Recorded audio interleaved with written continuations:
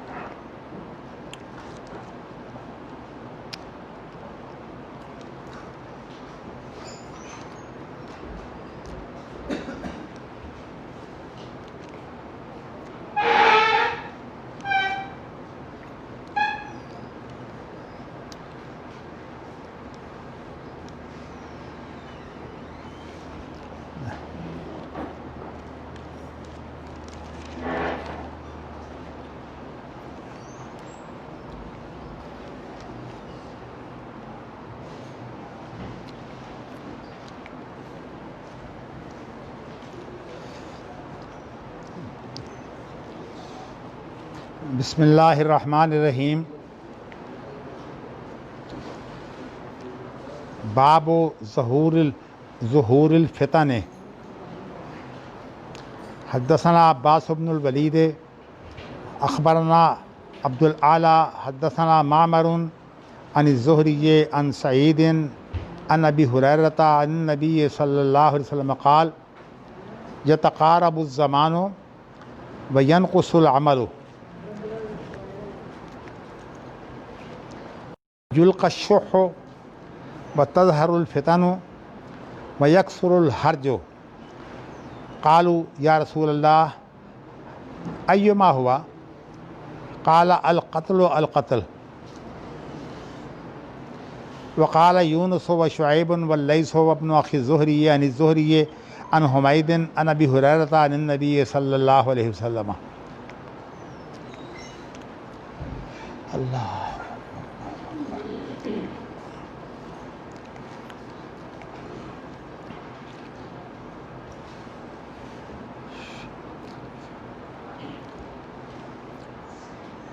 نبی اکرم صلی اللہ علیہ وسلم کی چند پیش گوئیاں پہلے گزر چکی ہیں کہ فتنوں کے دور میں انسان کا جو ہے وہ کردار کیا ہونا چاہیے۔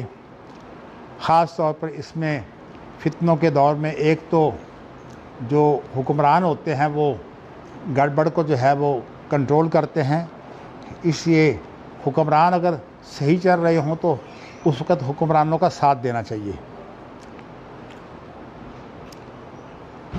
اور نبی اکرم صلی اللہ علیہ وسلم کا یہ ارشاد بھی جو ہے وہ آپ پڑھ چکے ہیں کہ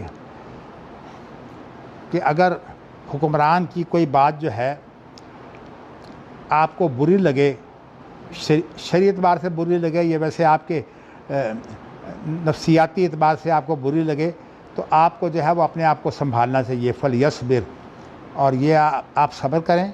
فَإِنَّهُ مَنْ خَرَجَ مِنَ السُّلْطَانِ شِبْرًا مَاتَ مِيتَةً جَاهِلِيَّةً۔ جو شخص جو ہے وہ جس کا وہاں غلبہ ہے، اس کے غلبے سے ایک بالشت بھی اگر جو ہے وہ باہر ہوگا تو اس کی موت جو ہے وہ جاہلیت کی موت ہوگی۔ کیا مطلب کہ اس نے جو اسلامی ہدایات ہیں ان کو چھوڑ کر جو جاہلیت کا دور تھا جس کے اندر اپنی منمانی کی جاتی تھی، یہ جو منمانی ہے اصل میں یہ سب سے بڑی جاہلیت ہے۔ حدیث کے ایک الفاظ ہیں، القیس من دان نفسہ وعمل العبا موت الموت والجاہل من اتبع نفسہ ہواہا وتمنى علی اللہ الامانی۔ جی میں آپ کو اس کی خود تشریح کرتا ہوں انشاءاللہ۔ اب یہاں یہ ہے کہ دانا شخص کون ہے؟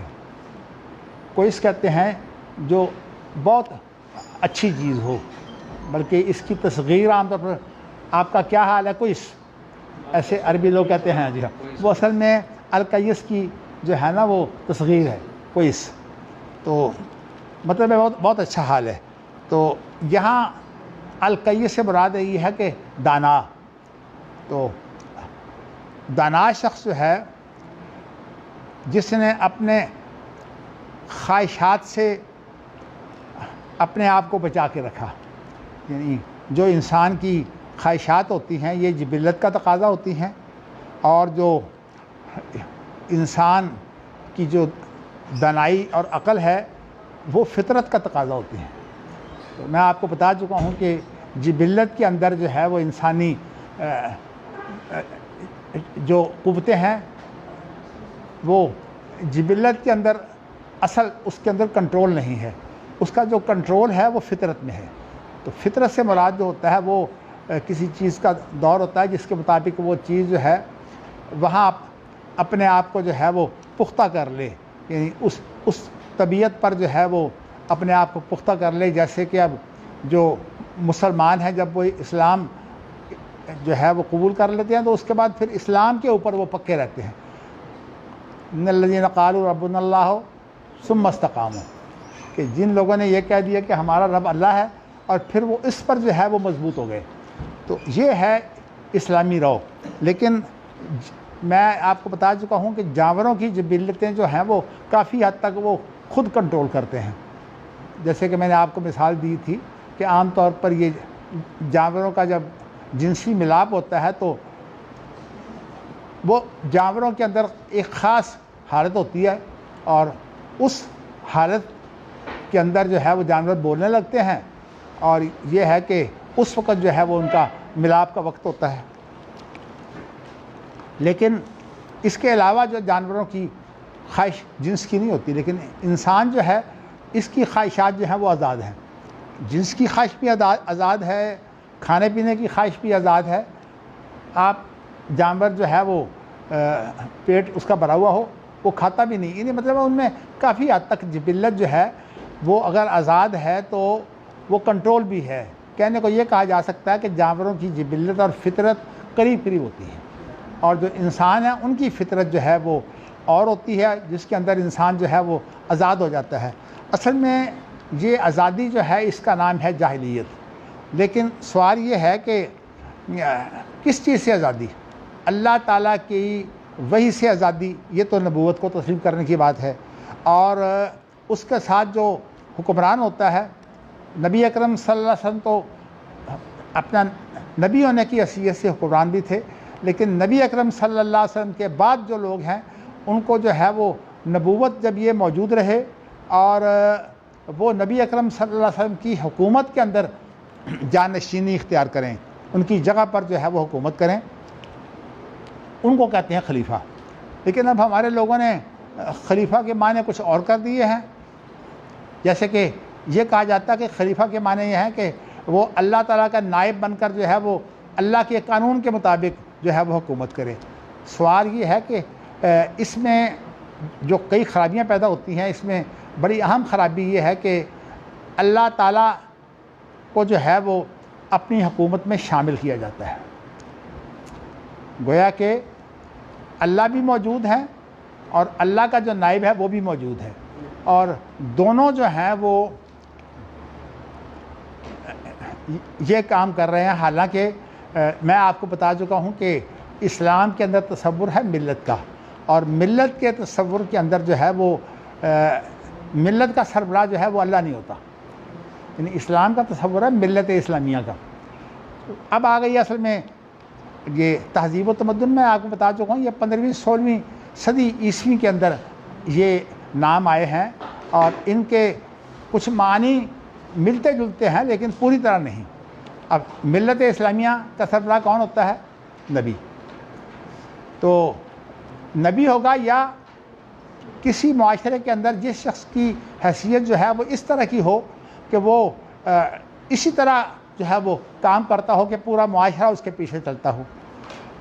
جیسے کہ عبد المطلب جو ہیں یہ ظاہر ہے مسلمان تو نہیں تھے، لیکن یہ ہے کہ اس معاشرے میں عبد المطلب جو ہیں وہ ان کا اس طرح سے جو ہے وہ نام لیا جاتا تھا، اس لیے کہ ان کی بڑی عزت و احترام یہ تھا کہ ایک تو وہ بیت اللہ کے جو ہے وہ محافظ تھے، اور اس کے علاوہ جو ہیں وہ عبد المطلب کا جو اتنا اثر رسوخ تھا کہ آپ دیکھیے ان کا نام تو شیبہ ہے لیکن انہیں عبد المطلب کیوں کہتے ہیں؟ اصل بات یہ ہے کہ ان کا بھائی جو مطلب تھا نا وہ پہلے انتقال کر گیا اور وہ کنٹرول کرتا تھا.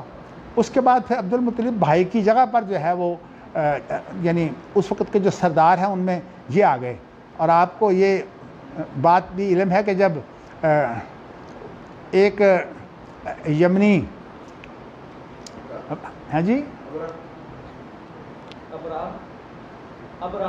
ہاں ابرہ جو ہے وہ بیت اللہ کو گرانے کے لیے آیا ہے تو اس کے لوگوں نے باہر جو چر رہے تھے نا اونٹ ان کو پکڑ لیا. مطلب یہ کہ وہ اس کو کھا پی جائیں گے. لشکر تو ظاہر ہے کہ اونٹ ان کے سامنے کوئی شہر نہیں ہوتے تو وہ کھا پی جاتے ہیں. تو عبد المطلب جو ہے وہ اس کے لیے ابرہ سے ملنے کے لیے اس نے اجازت چاہی. جی تم کون ہو؟ میں یہاں کا سردار ہوں. تو عبد المطلب نے جا کر جو ہے وہ ابرہ سے کہا کہ آپ کے لوگوں نے میرے اونٹ پکڑ لیے ہیں, میں آپ کے پاس اس لیے آیا ہوں کہ وہ میری ذاتی ملکیت ہے وہ چھوڑ دیں. کہنے لگا میں تو تمہیں بہت بلند آدمی سمجھتا تھا اور تمہارے آنے سے پہلے جب تم آئے ہو تو میں سوچتا تھا کہ دیکھو یہ مجھے آ کے کہے گا کہ بیت اللہ کو نہ گراؤ. تو بیت اللہ کی اس نے بات بھی نہیں کی اور یہ ہے کہ آپ نے اونٹوں کی بات کر رہا ہے. انہوں نے جواب دیا کہ بیت اللہ اللہ کا گھر ہے, اس کی حفاظت اللہ خود کرے گا. دیکھیے اللہ نے ان کی زبان پوری کرنے کی, الگ مسلمان نہیں تھے, زبان کے ساتھ پوری ابابیل کس طرح آئے ہیں اور ان کو جو ہے وہ کس طرح تیس نیس کر دی ہے ابرہ کو. تو میں کہنا نہیں چاہتا ہوں کہ اللہ تعالیٰ کی قدرتیں اس طرح ظاہر ہوتی رہتی ہیں, لیکن میں نے آپ کو صرف یہ نظام بتانے کے لیے. ابو طالب نے یہ لفظ کہا ہے کہ اموت علی ملت عبد المطلب, میں عبد المطلب کی ملت پر جو ہے وہ فوت ہو رہا ہوں. تو ملت سے مراد کیا ہے؟ ملت اصل میں اجتماعی نظام کو کہتے ہیں, اور میں آپ کو بتا چکا ہوں کہ ملت کا لغوی معنی ہے بڑھتا کرنا. اور ایک اور لفظ آپ کو سمجھانے کے لیے, عام طور پر یہ جو واسکٹ اور اسی طرح جو شیروانی وغیرہ ہے نا, کوٹ, ان چیزوں کی پیمائش تو لے لیتے ہیں لیکن ان کو پکا کرنے سے پہلے موٹے موٹے جو ہیں وہ لگا دیتے ہیں. ہاں جی لنگر, ان کو لنگر کہتے ہیں. موٹے موٹے لنگر لگا دیتے ہیں تاکہ یہ کم از کم اپنی حالت پر جو ہے وہ ٹھہرا رہے. تو پہنا کر دیکھتے ہیں کہ جی جسم میں یہ جو ہم نے لنگر لگائے ہوئے ہیں یہ موافق ہیں کہ نہیں, اور اگر موافق نہ ہو تو پھر خاص طور پر ایسی چیزیں جو ہر وقت نہیں پہنی جاتی پھر ان کو جو ہے اس لنگر کو جو ہے پکا کر دیتے ہیں. لنگر اس کو بولتے ہیں بڑے بڑے, یہ لنگر ہوتے ہیں. تو انہوں نے بڑے بڑے تروپے لگائے ہوتے ہیں پنجابی میں. تو بتانا چاہتا ہوں کہ اس کو بھی جو ہے وہ ملہ ملک کہتے ہیں. مطلب یہ ہے کہ ایک چیز کو اجتماعی طور پر جو ہے وہ جب سیٹ کر دیا جاتا ہے تو وہ ملت بن جاتی ہے. اس طرح جو ہے وہ ملت کا لفظ جو قرآن مجید میں استعمال ہوا ہے, ویسے تو آپ کو میرے ایسے مضمون پڑھنے چاہیے لیکن ماشاءاللہ آپ جو ہیں وہ ایسی پڑھنے کی ضرورت نہیں سمجھتے. میں نے ملت کے موضوع پر جو ہے وہ ڈاکٹر اسرار کے ہاں جو ہے وہ ایک خطاب کیا تھا. ڈاکٹر اسرار نے جو ہے وہ انتظام کیا تھا اور غالباً جو ہے وہ یہ جو کارپوریشن کا ہال ہے میونسپل ہال اس کے اندر تھا. تو اس کے اندر میری جو تقریر تھی وہ ملت کے موضوع پر تھی. تو میں نے بتایا کہ عربی زبان میں ملت کیا ہوتی ہے. تو میں نے مفردات امام راغب کو جو ہے وہ سامنے رکھ لیا اور باقی چیزیں جو ہیں وہ میں نے اپنی معلومات کے مطابق. تو مفردات امام راغب میں انہوں نے کہا ہے کہ ملت کی نسبت اللہ کی طرف نہیں ہوتی. حالانکہ ملت جو ہے وہ دین کے معنی میں استعمال ہوتا ہے, دین تو اللہ کا ہوتا ہے, لیکن اس کی نسبت جو ہے وہ اللہ کی طرف نہیں ہوتی. ملت اللہ نہیں کہتے. اسی طرح ایک جزوی عمل جو ہے اس کو ملت نہیں کہتے. الصلاۃ و ملت نہیں استعمال ہوتا عربی زبان میں, کیونکہ صلاۃ جو ہے وہ ایک عمل ہے. تو جزوی عمل کی طرف بھی ملت کی نسبت نہیں ہوتی. یعنی یہاں اگرچہ خبریہ نسبت ہے تو یہ مطلب انشائیہ نہیں ہے, خبریہ ہے. اس کے علاوہ جو ہے وہ جو ایک شخص ہے اس کو ملت نہیں کہتے. زید ملہ یہ صحیح نہیں ہوگا. ہاں اگر وہ سربراہ ہو معاشرے کا یا کسی خاص حلقے کا سربراہ ہو تو اس کو ملت کا سربراہ کہہ دیتے ہیں. جیسے کہ عبد المطلب جو ہیں وہ اس علاقے کے جو تھے نا وہ سربراہ تھے. تو اس بنا پر ابو طالب نے یہ کہا ہے کہ میں جو اپنا باپ ہے اس کے دین پر جو ہے وہ مرنا چاہتا ہوں۔ ظاہر ہے اس کے بعد اس کو موت آ گئی، نبی اکرم صلی اللہ علیہ وسلم پاس بیٹھے ہوئے تھے، جب یہ آخری کلمے ابو طالب نے کہے ہیں تو بیچارے جو ہیں وہ بہت دلگیر ہوئے کہ چچا کو میں بچانا چاہتا ہوں، تو بار بار کہتے تھے کہ میرے کان میں پڑھ دو کلمہ، تو میرے کان میں پڑھ دو، میں انشاءاللہ تعالیٰ اللہ کے ہاں جو ہے وہ جھگڑا کر کے بھی تمہیں بخشواؤں گا۔ لیکن یہ ہے کہ ایسا نہیں بنا، اور یہ ہے کہ کلمہ انہوں نے جب پڑھا تو کہا کہ اموت علی ملت عبد المطلب، تو عبد المطلب تو جو ہے وہ اسلام پر نہیں تھے، وہ دور تھا جو بھی تھا، اگرچہ ان کو سرداری حاصل تھی لیکن وہاں نظام تو اسلامی نہیں تھا، شریعت کا نظام تو نہیں تھا۔ اور ویسے اب ہر وہ نظام جو شریعت کا نہ ہو اس کو جاہلیت کہتے ہیں، جیسے قرآن مجید میں افحکم الجاہلیت یبغون ومن احسن من اللہ حکما لقوم یوقنون، کہ کیا تم جاہلیت کا نظام چاہتے ہو؟ یہاں جاہلیت سے مراد کیا ہے؟ اسلام کے مقابلے میں جاہلیت آئی ہے، تو اس لیے اب جاہلیت بہت وسیع لفظ ہے، تو ایسے وسیع الفاظ کے بارے میں جو ہے وہ امام بخاری کتاب الایمان کے اندر جو ہے وہ ایسی باتیں لا چکے ہیں کہ جو ایسے جو الفاظ ہیں وہ ایک ان کی اجتماعی حالت جو ہے وہ اس طرح کی ہوتی ہے۔ تو اس کے لیے میں نے جو آیت اس وقت پڑھی تھی وہ یہ آیت پڑھی تھی، ایک ہی آیت میں نے پڑھ کر جو ہے وہ اپنا خطاب شروع کیا، اور وہ آیت یہ تھی قال الملأ الذین استکبروا من قومہ لنخرجنک یا شعیب والذین آمنوا معک من قریتنا او لتعودن فی ملتنا قال اولو کنا کارہین۔ تو پھر میں نے اس کا آیت کا ترجمہ کیا، آپ کو بھی فوری ترجمہ نہیں ذہن میں آیا ہوگا، اس لیے مجھے تو خیر اب الحمدللہ اپنا بیان کردہ یاد ہے۔ تو اس کا ترجمہ یہ ہے کہ سرداروں نے کہا، قال الملأ، عام طور پر جو بات کرتے ہیں سردار کرتے ہیں، تو لوگ سردار نہیں ہوتے، وہ چپ رہتے ہیں۔ قال الملأ الذین استکبروا من قومہ، ان سرداروں نے کہا جو شعیب علیہ السلام کی قوم میں سے تھے۔ اب یہاں دیکھیے کہ سرداروں کا دین جو ہے وہ تو اللہ کا دین نہیں ہے، ان کا دین تو اور ہے جو ان کا اپنا بنایا ہوا ہے۔ تو کہا یہ ہے کہ جو متکبر لوگ ہیں اور اپنے باپ دادا کے دین پر چلتے ہیں، جو ہے ان کے سرداروں نے یہ کہا کہ تو یہ کیا کام کر رہا ہے، ہماری قوم میں سے ہو کر جو ہے تو دین نیا لے آیا ہے۔ مطلب یہ ہے کہ قوم جو ہے اس کا ایک دین ہونا چاہیے، ایک نہیں ہے۔ قال الملأ الذین استکبروا من قومہ لنخرجنک یا شعیب، ہم تمہیں اے شعیب نکال دیں گے۔ کیا مراد ہے؟ اپنے علاقے سے نکال دیں گے۔ تو اس لیے وطن بھی دین ملت نہیں ہوتا، نہ وطن ملت ہوتا ہے اور نہ جو ہے وہ کسی کا کوئی دین جو ہے وہ ملت ہوتا ہے۔ اصل بات یہ ہے کہ ملت جو ہے وہ اپنے سربراہ کے نام سے چلتی ہے، یعنی اگر ہم یہ چاہیں نا کہ ہم یہ معلوم کریں اسلامی ملت کیا ہے، تو اسلامی ملت سے مراد جو ہے وہ نبی اکرم صلی اللہ علیہ وسلم کا اجتماعی نظام ہے۔ تو اس لیے ملت کا جو لفظ ہے یہ افراد کے لیے نہیں ہوتا، جیسے میں نے بھی کہا کہ زید الملہ، یہ مفردات امام راغب کہتے ہیں کہ یہ ایسے کہہ نہیں سکتے۔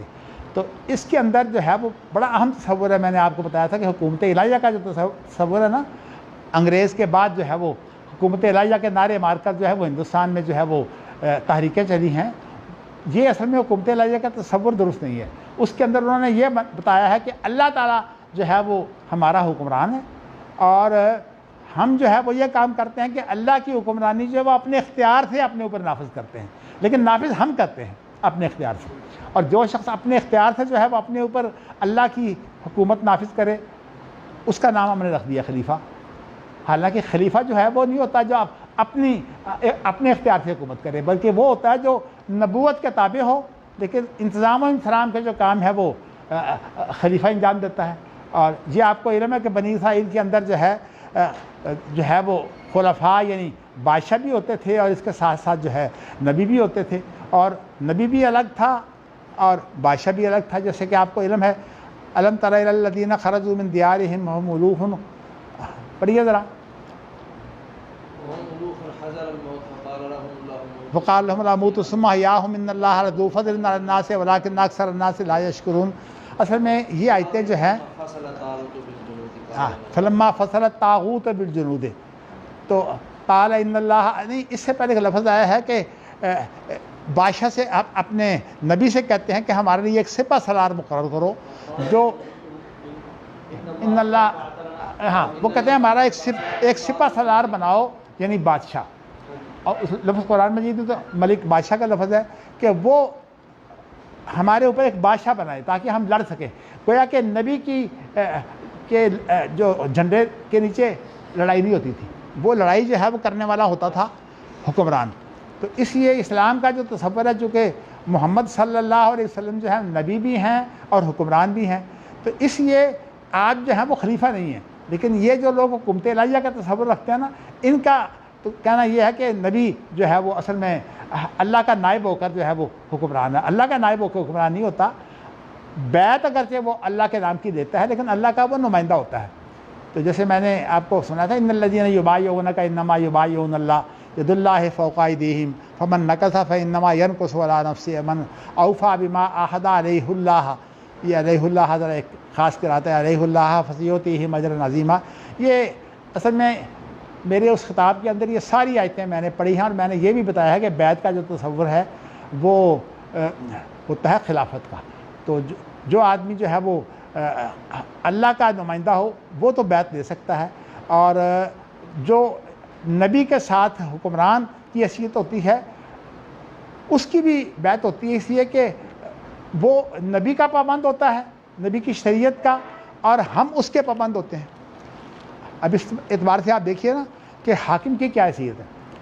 یعنی حاکم کی حیثیت ہے فلما فصل طالوت بالجنود قال ان اللہ مبتلیکم بنہر فمن شرب منہ فلیس منی ومن لم یطعمہ فانہ منی الا غرفۃ بیدہ. اب جو ہے یہ یہاں حکم کون دے رہا ہے؟ حکمران طالوت.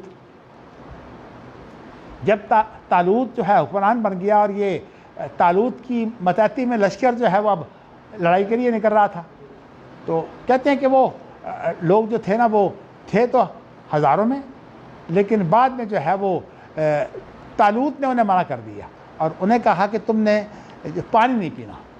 ہاں اگر زیادہ پیاس ہو تو ایک آدھا گھونٹ تم پی سکتے ہو. اللہ مرغ طرف غرفتم بیدی. غرفہ اس کو بولتے ہیں، اس کو بولتے ہیں، یا اس کو جس میں پانی آ جاتا ہے. تو اس طرح سے جو ہے وہ اس نے کہا کہ ان اللہ مبتلیکم بنہر، اللہ تمہیں ایک دریا سے جو ہے وہ آزما رہا ہے. نہر کا ترجمہ جو ہے وہ زیادہ دریا ہوتا ہے عربی زبان میں، لیکن جو ہماری بنائی جاتی ہیں نا جن کی دیواریں بھی الگ ہوتی ہیں ان کو اصل میں جدول کہتے ہیں، کیونکہ ان کے ہاں دیواریں جو ہے پکی ہوتی ہیں، جدول اس لیے ان کا نام ہے. تو میں بتانا یہ چاہتا ہوں کہ اب حکم تو طالوت کا ہے، لیکن طالوت کہہ رہا ہے ان اللہ مبتلیکم بنہر، کہ اللہ تمہیں آزما رہا ہے. تو مطلب یہ ہے کہ جو حکم آتا تھا وہ تو آتا تھا اصل میں نبی کو، اور نبی جو ہے وہ طالوت کو بتاتے تھے کہ اللہ کی طرف سے یہ ہے. تو اس طرح سے امام بخاری اور دیگر اہل علم نے اس چیز کو باندھا ہے کہ جو خلیفہ ہوتا ہے نا وہ نبی کا جو ہے وہ نائب ہوتا ہے. جو بیعت نبی دیتا ہے اسی کی توثیق جو ہے وہ خلیفہ کی بیعت ہوتی ہے، اور جو خود خلیفہ نہ ہو اس کی بیعت نہیں ہوتی. اور میں نے اس سلسلے میں آپ کو عبداللہ محدث روبڑی کی کتاب جو ہے جو میں نہیں دیکھ سکا، میں نے تلاش بہت کی ہے، لیکن مجھے ان کے شاگرد قادر بخش پٹیالوی جو ہیں ان کی کتاب ملی الامامہ والمرشد. اس کے اندر یہ میں نے بات دیکھنی تھی کہ ڈاکٹر اسرار کی رائے یہ ہے کہ ہر نظم کے لیے بنیاد بیعت ہے. تو میں نے جو ہے وہ اس پر بھی تقریر کرتے ہوئے کہا تھا کہ ہر نظم کی بنیاد نہیں ہے، یہ اصل میں وہ نظم ہے جو اللہ کے ساتھ جو ہے وہ ہمارا نظم قائم ہوتا ہے. اور اللہ کے ساتھ کیسے ہوتا ہے کہ نبی اللہ کا نمائندہ، وہ نمائندے کے طور پر جو ہے وہ آتا ہے سامنے، اور پھر نبی جو کچھ بھی کہتا ہے خلیفہ کو تو وہ خلیفہ وہ کام کرتا ہے. اور اگر جو ہے وہ داؤد علیہ السلام پہلے آدمی ہیں جہاں نبوت اور خلافت اکٹھی ہو گئی ہے، تو اسی لیے وہاں الفاظ کیا ہیں، یا داؤد انا جعلناک کا خلیفہ. تو یہاں خلیفہ سے مراد جو ہے وہ اصل میں طالوت کے خلیفہ ہے. اور اس طرح جو شمون ہے جس کا نام شمویل بھی ہے اس کے خلیفہ بھی ہیں. تو مطلب یہ ہے کہ ان کی ذات کے اندر بادشاہت اور نبوت دونوں اکٹھی ہو گئی تھی. اور پھر اس کے بعد یہ نظام چلتا رہا تاکہ نبی اکرم صلی اللہ علیہ وسلم کے اندر بھی جو ہے وہ نبوت اور بادشاہت اکٹھی ہے۔ تو کہنے کا مقصد یہ ہے کہ یہ تصور جو اصل میں خلافت کا ہے نا، اس کو سمجھنا چاہیے، اس لیے کہ صوفیہ نے خاص طور پر اس کو بہت بگاڑا ہے۔ ان کے ہاں تو اصل میں یہ تصور جو ہے وہ جو جتنے ہوتے ہیں نا ان کے پیر، وہ ان کو جو ہے وہ اتنی اہمیت دیتے ہیں، کہتے ہیں اللہ کا تصور تو تم کر نہیں سکتے، اس لیے اپنے پیر کا تصور جو ہے وہ کر لو، تو تم نے گویا کہ اللہ کا تصور کر دیا۔ یعنی مطلب پیر اپنے سامنے رکھ کر یہ سمجھو کہ پیر جو ہے اس کے اوپر شکل و شباہت ساری اللہ کی ہے، تو تم اپنے پیر کا تصور نماز میں کرو۔ یہ تصور شیخ کا جو تصور ہے نا یہ صوفیہ کے ہاں، کہ نماز کے اندر اللہ کی بجائے پیر کا تصور کرنا، کہتے ہیں اس کے بغیر نماز نہیں ہوتی۔ تو اس لیے تصوف جو ہے وہ اس کو کہا جاتا ہے یہ اصل میں دین اسلامی سے خروج ہے۔ تو اس لیے تصوف کے بارے میں جو خاص طور پر تصوف کے بڑے لوگ ہیں جیسے ابن عربی ہو گیا، اور اسی طرح جو ہے وہ عبد القادر جیلانی ہو گئے، پھر مجدد الافسانی ہو گئے، تو اس میں جو بڑا بگاڑ پیدا کیا ہے وہ ابن عربی نے، ابن العربی نہیں، ابن العربی تو ایک فقیہ ہیں مالکی، یہ ابن عربی ہیں جن کی تفسیر موجود ہے، یہ ظاہری تھے فقہ میں۔ اور ویسے یہ ہے کہ ابن عربی نے جو ہے وہ فلسفہ پیش کیا ہے اللہ تعالیٰ کے اور ہمارے ایک ہونے کا، کہ ہمارا وجود اور اللہ کا وجود ایک ہے۔ تو اس لیے یہ فلسفہ جو ہے ڈاکٹر اسرار صاحب کی جو جلسے تھے ان کے اندر ایک یوسف سلیم چشتی صاحب ہوتے تھے، تو ویسے تو ان کی کتاب ہے چشتی صاحب کی میرے پاس جو ہے وہ تصوف کے موضوع پر، تو چشتی صاحب یہ کہا کرتے تھے کہ موحد صرف میں ہوں، موحد صرف میں ہوں، باقی یہ جتنے جو ہیں یہ اللہ کے علاوہ مخلوق کو ماننے والے یہ سب مشرک ہیں، کہ اس لیے یہ اللہ کے وجود کے بھی قائل ہیں اور مخلوق کے وجود کے بھی قائل ہیں، اور میں کہتا ہوں کہ وجود ایک ہی ہے صرف اللہ کا، اس کو بولتے ہیں وحدت الوجود۔ پھر میں نے آپ کو یہ بھی بتا دیا، بار بار دہرانے کی ضرورت نہیں ہے کہ وحدت الشہود کیا ہوتا ہے، اس کے اندر ایک نیا تصور ہے۔ ان دونوں کی بنیاد ایک ہے کہ جو اللہ کے علاوہ مخلوق ہے نا اس کا حقیقی وجود نہیں ہے۔ تو بس میں نے اشارہ اس لیے کر دیا تاکہ آپ کو یاد آ جائیں یہ چیزیں۔ تو میں نے آپ کو یہ بتایا ہے کہ ان تصورات کو اس لیے سمجھنا بڑا ضروری ہے کہ ان تصورات کے اندر بہت بگاڑ پیدا ہو گیا ہے۔ جیسے میں نے آپ کو فقہ کا بگاڑ بتایا ہے نا کہ فقہ کی سندی کوئی نہیں ہوتی، اس طرح جو ہے وہ صوفیہ کی جو سرد ہوتی ہے وہ پیر ہوتا ہے۔ اصل میں پیر نے جو کچھ کہہ دیا بس ان کے نزدیک وہی سب کچھ ہے، اور یہی وجہ ہے کہ جب پیر بدمعاش ہو جاتے ہیں تو پھر وہ دوسرے کام بھی کرنے لگ جاتے ہیں۔ میں تو پیر کو ماننے والے جو ایک پیر کے مرید تھے، میں ان کی بات آپ کو سنا دیتا ہوں۔ جو ہے وہ ہمارے جو ساتھی تھے، جسٹس بھی رہے اور پھر اس کے بعد میں صدر پاکستان بھی بن گئے، محمد رفیق تارڑ، یہ ایک پیر تھے مدینہ منورہ میں، ان کا نام عبد الغفور تھا۔ تو ان کے یہاں ایک خلیفہ تھے، پیروں میں خلیفہ بھی ہوتے ہیں، تو ان کے یہاں خلیفہ تھے، یہ ان کے مرید تھے، اور خاص طور پر یہ جو ہے نا وہ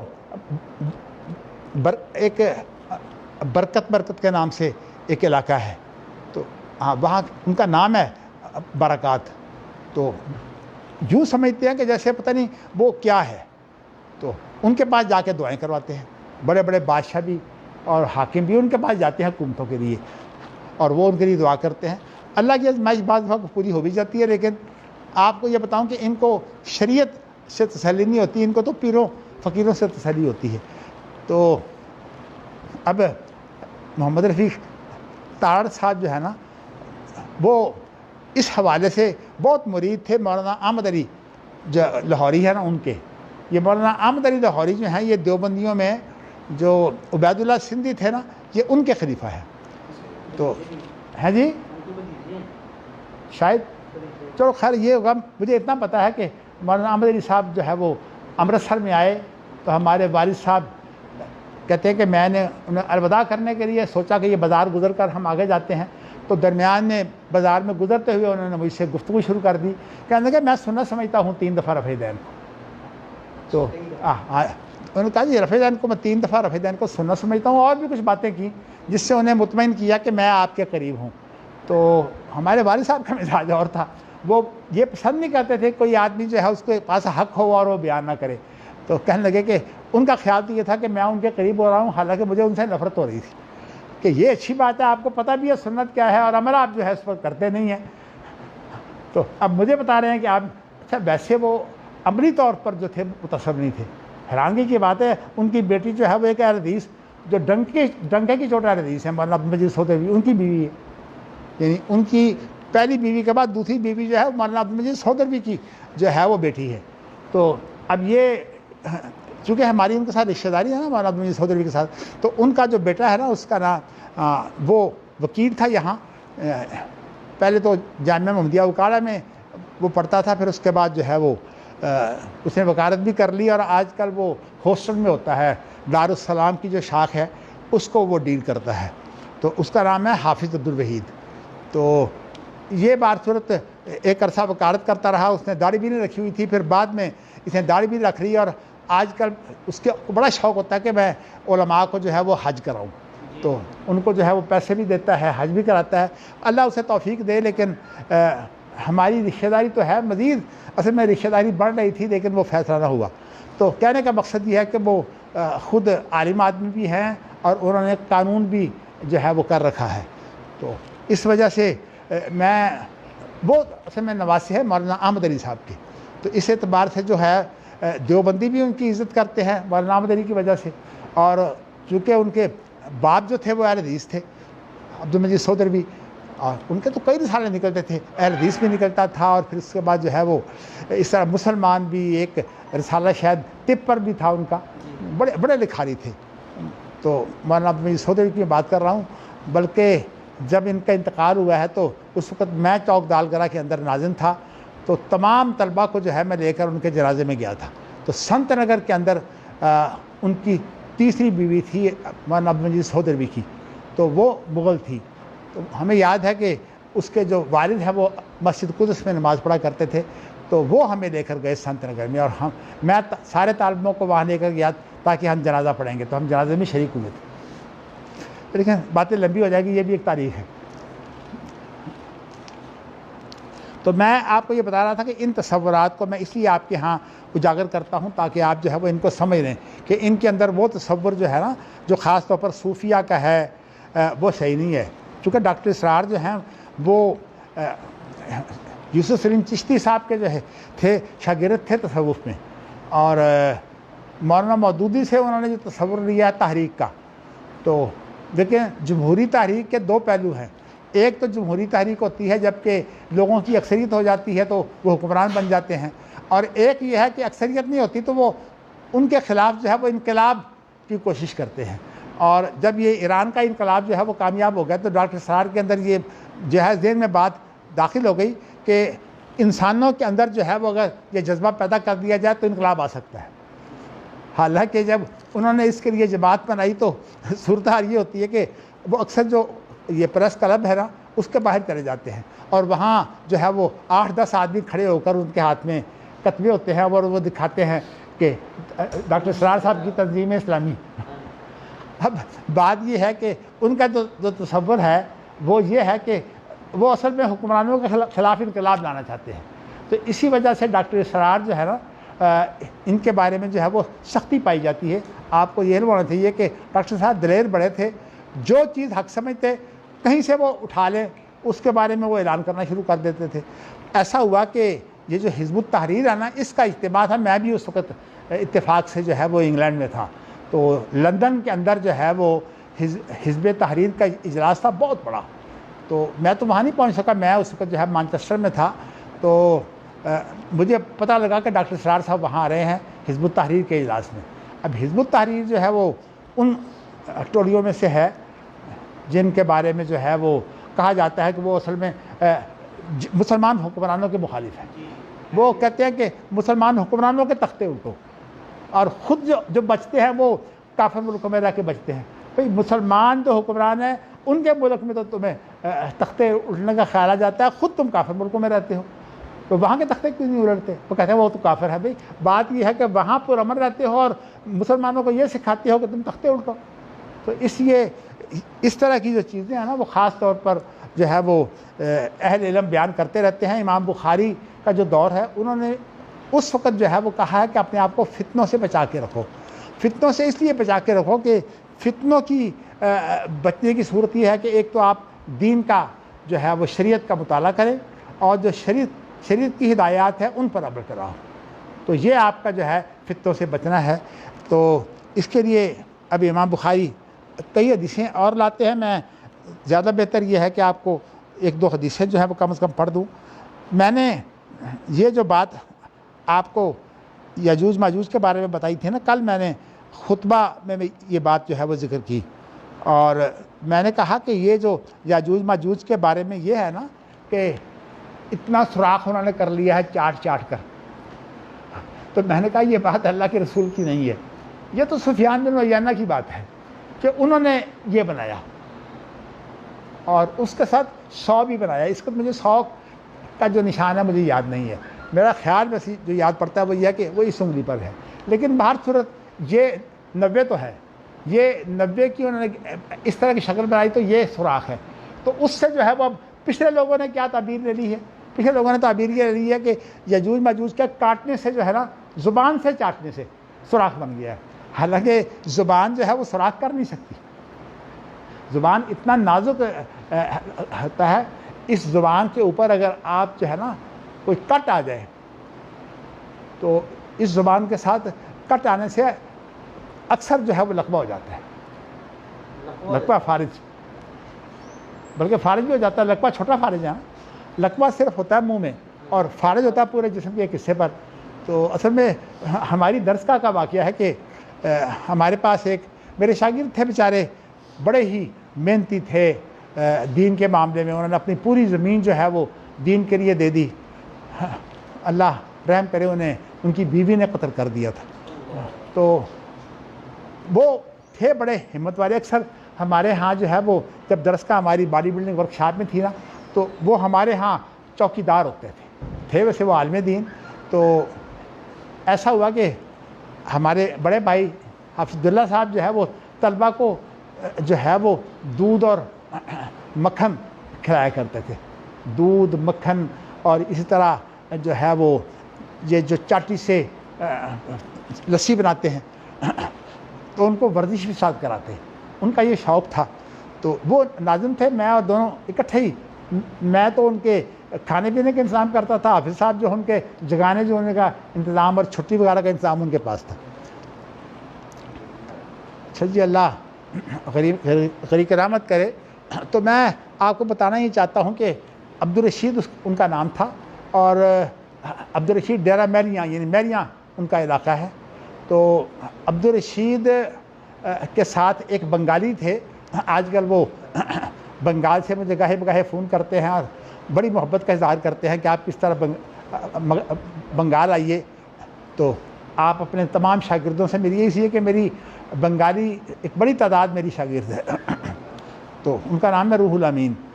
تو ویسے میں انگلینڈ گیا تو وہاں بھی وہ پہنچ گئے تھے، مجھ سے ملتے تھے۔ پچھلے دنوں انہوں نے مجھے کوئی 1.5 لاکھ کے قریب رقم جو ہے وہ بھیجی میرے لیے۔ میں نے انہیں کہا بات یہ ہے کہ مجھے پیسوں کی ضرورت نہیں ہے، شاید انہوں نے دل برا کیا ہوگا کہ میں نے پتہ نہیں کس طرح 1.5 لاکھ کی رقم انہیں بھیجی، اور مدنی صاحب کہتے ہیں مجھے پیسوں کی ضرورت نہیں ہے۔ چلیے اللہ تعالیٰ جو ہے وہ رحم کرے۔ میں آپ کو بتانا چاہتا ہوں ان دونوں کی کشتی ہوئی، اور کشتی میں ایسا ہوا کہ عبدالرشید صاحب ذرا جوشیلے زیادہ تھے، تو اب جو ہے وہ روح الامین نے انہیں نیچے گرا دیا، اور جب روح الامین نے ان کو نیچے گرا دیا تو انہوں نے جوش میں کوئی بات ایسی ہوئی کہ ان کا یہ جو ہونٹ ہے نا، اس ہونٹ پر زخم آ گیا، یعنی کشتی لڑتے ہوئے۔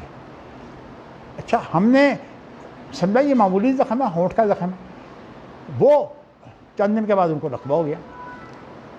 تو ہمیں سمجھ آئی کہ یہ ہونٹ کا جو زخم ہے، دیکھیے ہونٹ بڑی کام کی چیز ہے، ان ہونٹوں سے تو آپ گفتگو کرتے ہیں، آدھی گفتگو آپ ہونٹ سے کرتے ہیں، کچھ گفتگو زبان، یعنی زبان اور ہونٹ مل کر جو ہے ایک سسٹم ہے پورا، جو ہے وہ قاریوں کو پتہ ہے اس سسٹم کا پورے کا جاورا اور اس طرح کی جو الفاظ یاد کرتے ہیں، یہ حروف جابرہ ہیں، یہ مستورہ ہیں، وغیرہ وغیرہ۔ تو میں کہنا یہ چاہتا ہوں کہ اس ہونٹ کے زخم کی وجہ سے انہیں جو ہے وہ عبدالرشید صاحب کو جو ہے وہ ہو گیا تھا اس کا لقوہ۔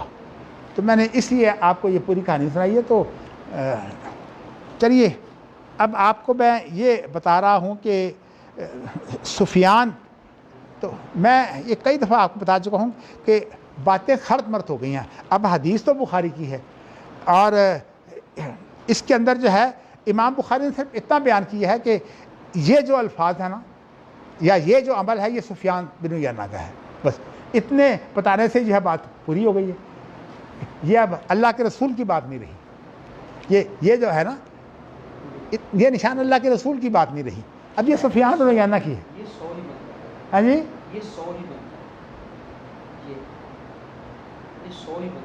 اچھا نہیں، چلیے اچھا کوئی نہیں، میں اس وقت کے مجھے پورا یاد نہیں رہا، لیکن مجھے جو یاد ہے وہ یہ ہے کہ اس پر 90 بنتا ہے، اور 90 کے بعد 99 بن جاتا ہے۔ 99 یہ ہوتا ہے نا، یہ 99 ہے۔ تو 100 میرا خیال یہ ہے کہ جو میں نے جو سیکھا ہوا ہے وہ 100 اس ہاتھ پر آتا ہے، 100 اس ہاتھ پر آتا ہے، پھر اس کے بعد 1000 بھی چلتا ہے، اس کے نشانات مختلف ہیں۔ میں نے تو صرف وہ یاد رکھا ہوا ہے جو نماز میں ہے، 53 وہ 53 یہ ہے جی، ایک 53 ہے اور ایک یہ ہے، 2 شکلیں ہیں۔ باقی جو مسئلہ ہے یہ آپ کا مسئلہ ہے، یہ میرا مسئلہ نہیں ہے۔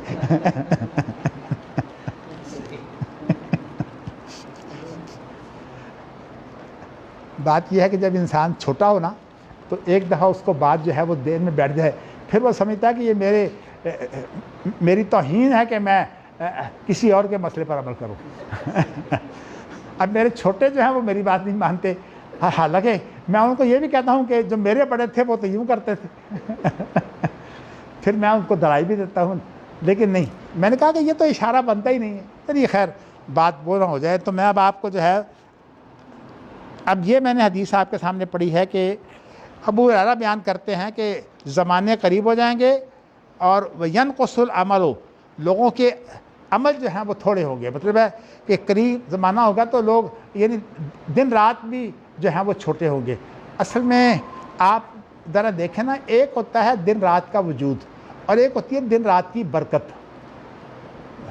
تو الحمدللہ میں نے اس کا خود اندازہ بھی کیا ہے کہ بعض دفعہ اتنی برکت ہوتی ہے کہ صبح کا سحری کا وقت نہیں ہوتا، اور بعض دفعہ ایسے ہوتا ہے کہ جب نیند آنے لگے تو فوراً جو ہے وہ سحری کا وقت ہو جاتا ہے۔ اصل میں بات یہ ہوتی ہے کہ نیند کی عارض ہے نا انسان پر بڑی آسانی سے آ جاتی ہے۔ تو بہر صورت یہ اصل میں برکت ہے، یہ تقارب الزمان، یعنی وقت جو ہے وہ قریب قریب ہو جائے گا۔ کیا مطلب کہ بے برکت ہو جائیں گے۔ ویسے اب بعض لوگوں نے اس کا یہ حال بنایا ہوا ہے کہ جو سال ہے وہ مہینہ کے برابر، اور جو مہینہ ہے وہ دنوں کے برابر، اور دن جو ہے وہ چند گھنٹوں کے برابر۔ اب یہ ساری توضیحات جو ہیں یہ کسی صحیح حدیث میں نہیں ہیں، بلکہ یہ جو ہے وہ تفسیرات ہیں جو بعض درمیان کے راویوں نے یہ تفسیرات پیش کی ہیں۔ تو کہ امام بخاری، میں اسی لیے تو کہتا ہوں کہ اس کے سامنے فقہ کی کیا حیثیت ہے، اس میں ایک ایک لفظ سے جو ہے وہ بات دکھائی جاتی ہے۔ ایک روایت لاتے ہیں، اس کے اندر ایک لفظ نہیں ہوتا، پھر دوسرے روایت کے اندر وہ لفظ ہوتا ہے، اور یہ سمجھاتے ہیں کہ اصل جو روایت ہے وہ یہ ہے، اور اس کے بعد جو ہے اس کا مفہوم جو ہے وہ یہ بھی بنتا ہے۔ اس طرح سے جو ہے بخاری کو اگر اس طرح نہ پڑھا جائے تو بخاری پڑھنے کا فائدہ کوئی نہیں ہے۔ بسم اللہ۔ اچھا جی، اب یہ ہے کہ وَيُلْقَى الشُّحُّ، اور بخیلی جو ہے وہ لوگوں کے اندر ڈال دی جائے گی، مطلب ان کا مزاج بن جائے گا بخیلی کا۔ وَتَظْهَرُ الْفِتَنُ، اور فتنے ظاہر ہوں گے۔ وَيَكْثُرُ الْحَرْجُ، اور قتل و غارت بہت ہو جائے گی۔ لوگوں نے خود پوچھا ہے، اے اللہ کے رسول اس سے کیا مراد ہے؟ ایما ہوا، یہ جو حرج ہے یہ کیا ہے؟ تو قال القتل، القتل، اس سے مراد قتل و غارت ہے۔ تو اب نبی اکرم صلی اللہ علیہ وسلم کی پیش گوئیاں ظاہر ہے کہ وہ اجمالی ہوتی ہیں، زیادہ تفصیل تو ضرورت نہیں ہوتی انہیں، اگر اجمالی بات سچی ثابت ہو جائے تو اتنے ہی کافی ہے۔ تو اس لیے کہ پیش گوئیوں کے بارے میں جو تفصیلات ہیں نا ان کے اندر ہم لوگ بڑے الجھ جاتے ہیں، اور خاص طور پر جن کو اصول کی واقفیت نہیں ہوتی. تو اللہ کا شکر ہے، اللہ نے مجھے ایسا مزاج دیا ہوا ہے کہ میں ہمیشہ اصول کو دیکھتا ہوں. اب یہ بخاری جو میں آپ کو پڑھا رہا ہوں، حقیقت یہ ہے کہ آپ کا تو فائدہ ہوتا ہے. میری طبیعت اس لیے اچھی رہتی ہے کہ مجھے یوں سمجھ آتی ہے کہ میرا علم جو ہے میں دوسروں کو پہنچا رہا ہوں. وہ الگ بات ہے کہ آپ ماشاءاللہ یہ سو کر لیتے ہیں کہ جا کر لیتے ہیں.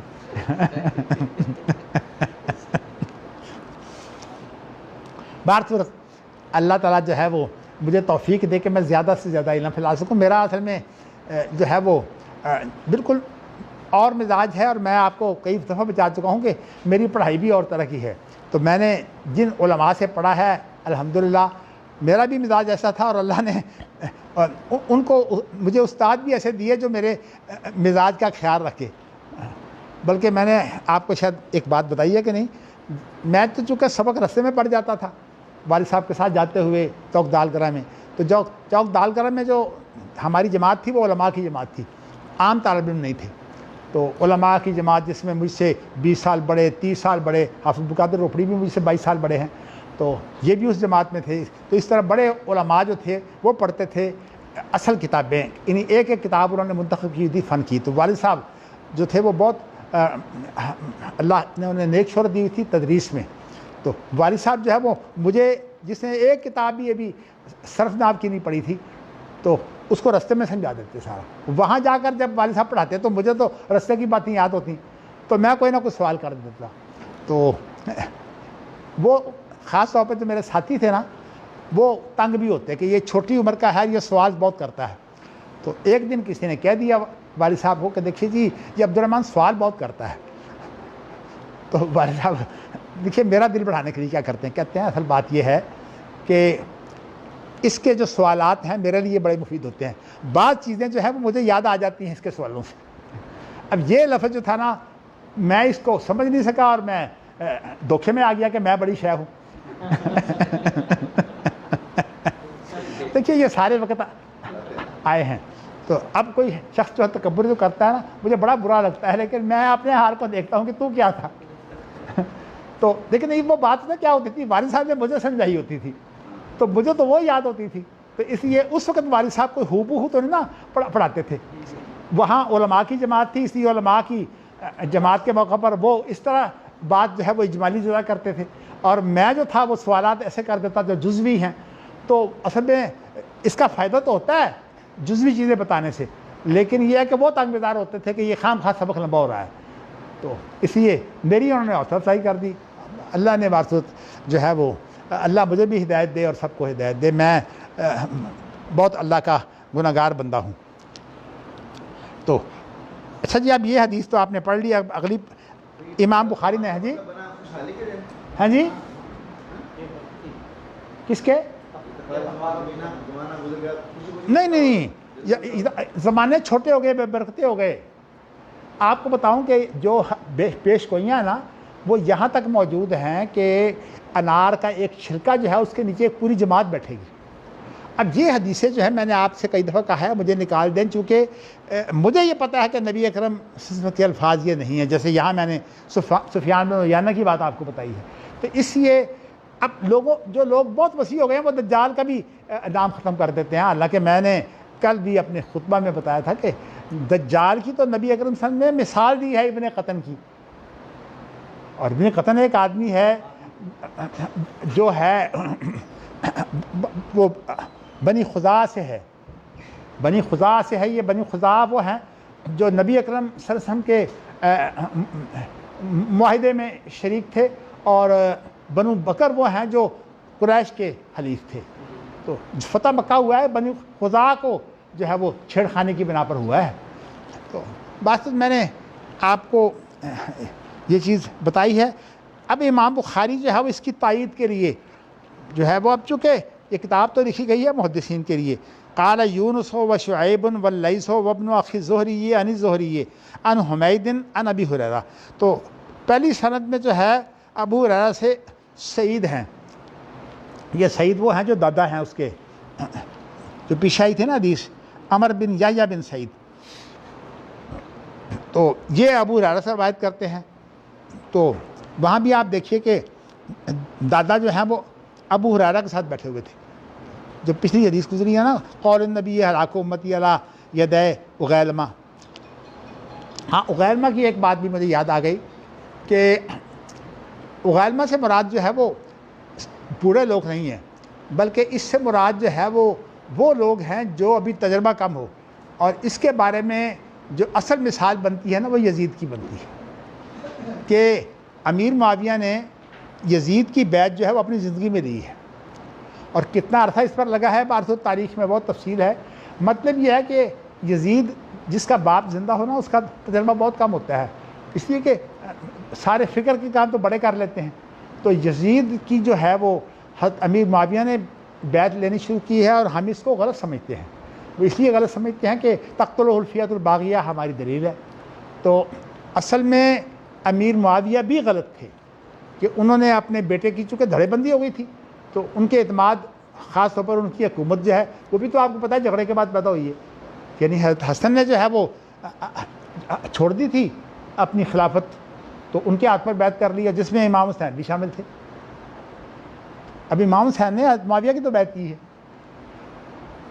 یزید کی بیعت نہیں کی. اور یہ جو واقعہ بنایا گیا ہے کہ امیر معاویہ کی جو بیعت ہے یہ ملوکیت کی بیعت تھی، یہ بالکل غلط ہے. میں آپ بتا چکا ہوں کہ ایک تو خلافت راشدہ اور ایک ہے صرف خلافت، وہ اس وقت تک باقی رہتی ہے جب تک قرآن و سنت نافذ ہے. تو اس لیے امیر معاویہ جو تھے وہ خلیفہ تو تھے، آپ ان کو خلیفہ راشد نہ کہیں. لیکن یزید تو پھر دیکھیے نا، انہوں نے بیعت لی ہے اور لوگوں کو یہ دیکھا کہ کون میرا حمایتی گروپ ہے اور کون میرا مخالف گروپ ہے. اور اسلام کے اندر یہ جو چیزیں ہیں اب ہمارے یہاں چلتی ہیں، جتنے بادشاہ ہوتے ہیں وہ اپنے بعد خلفاء اپنی اولاد کو بناتے ہیں.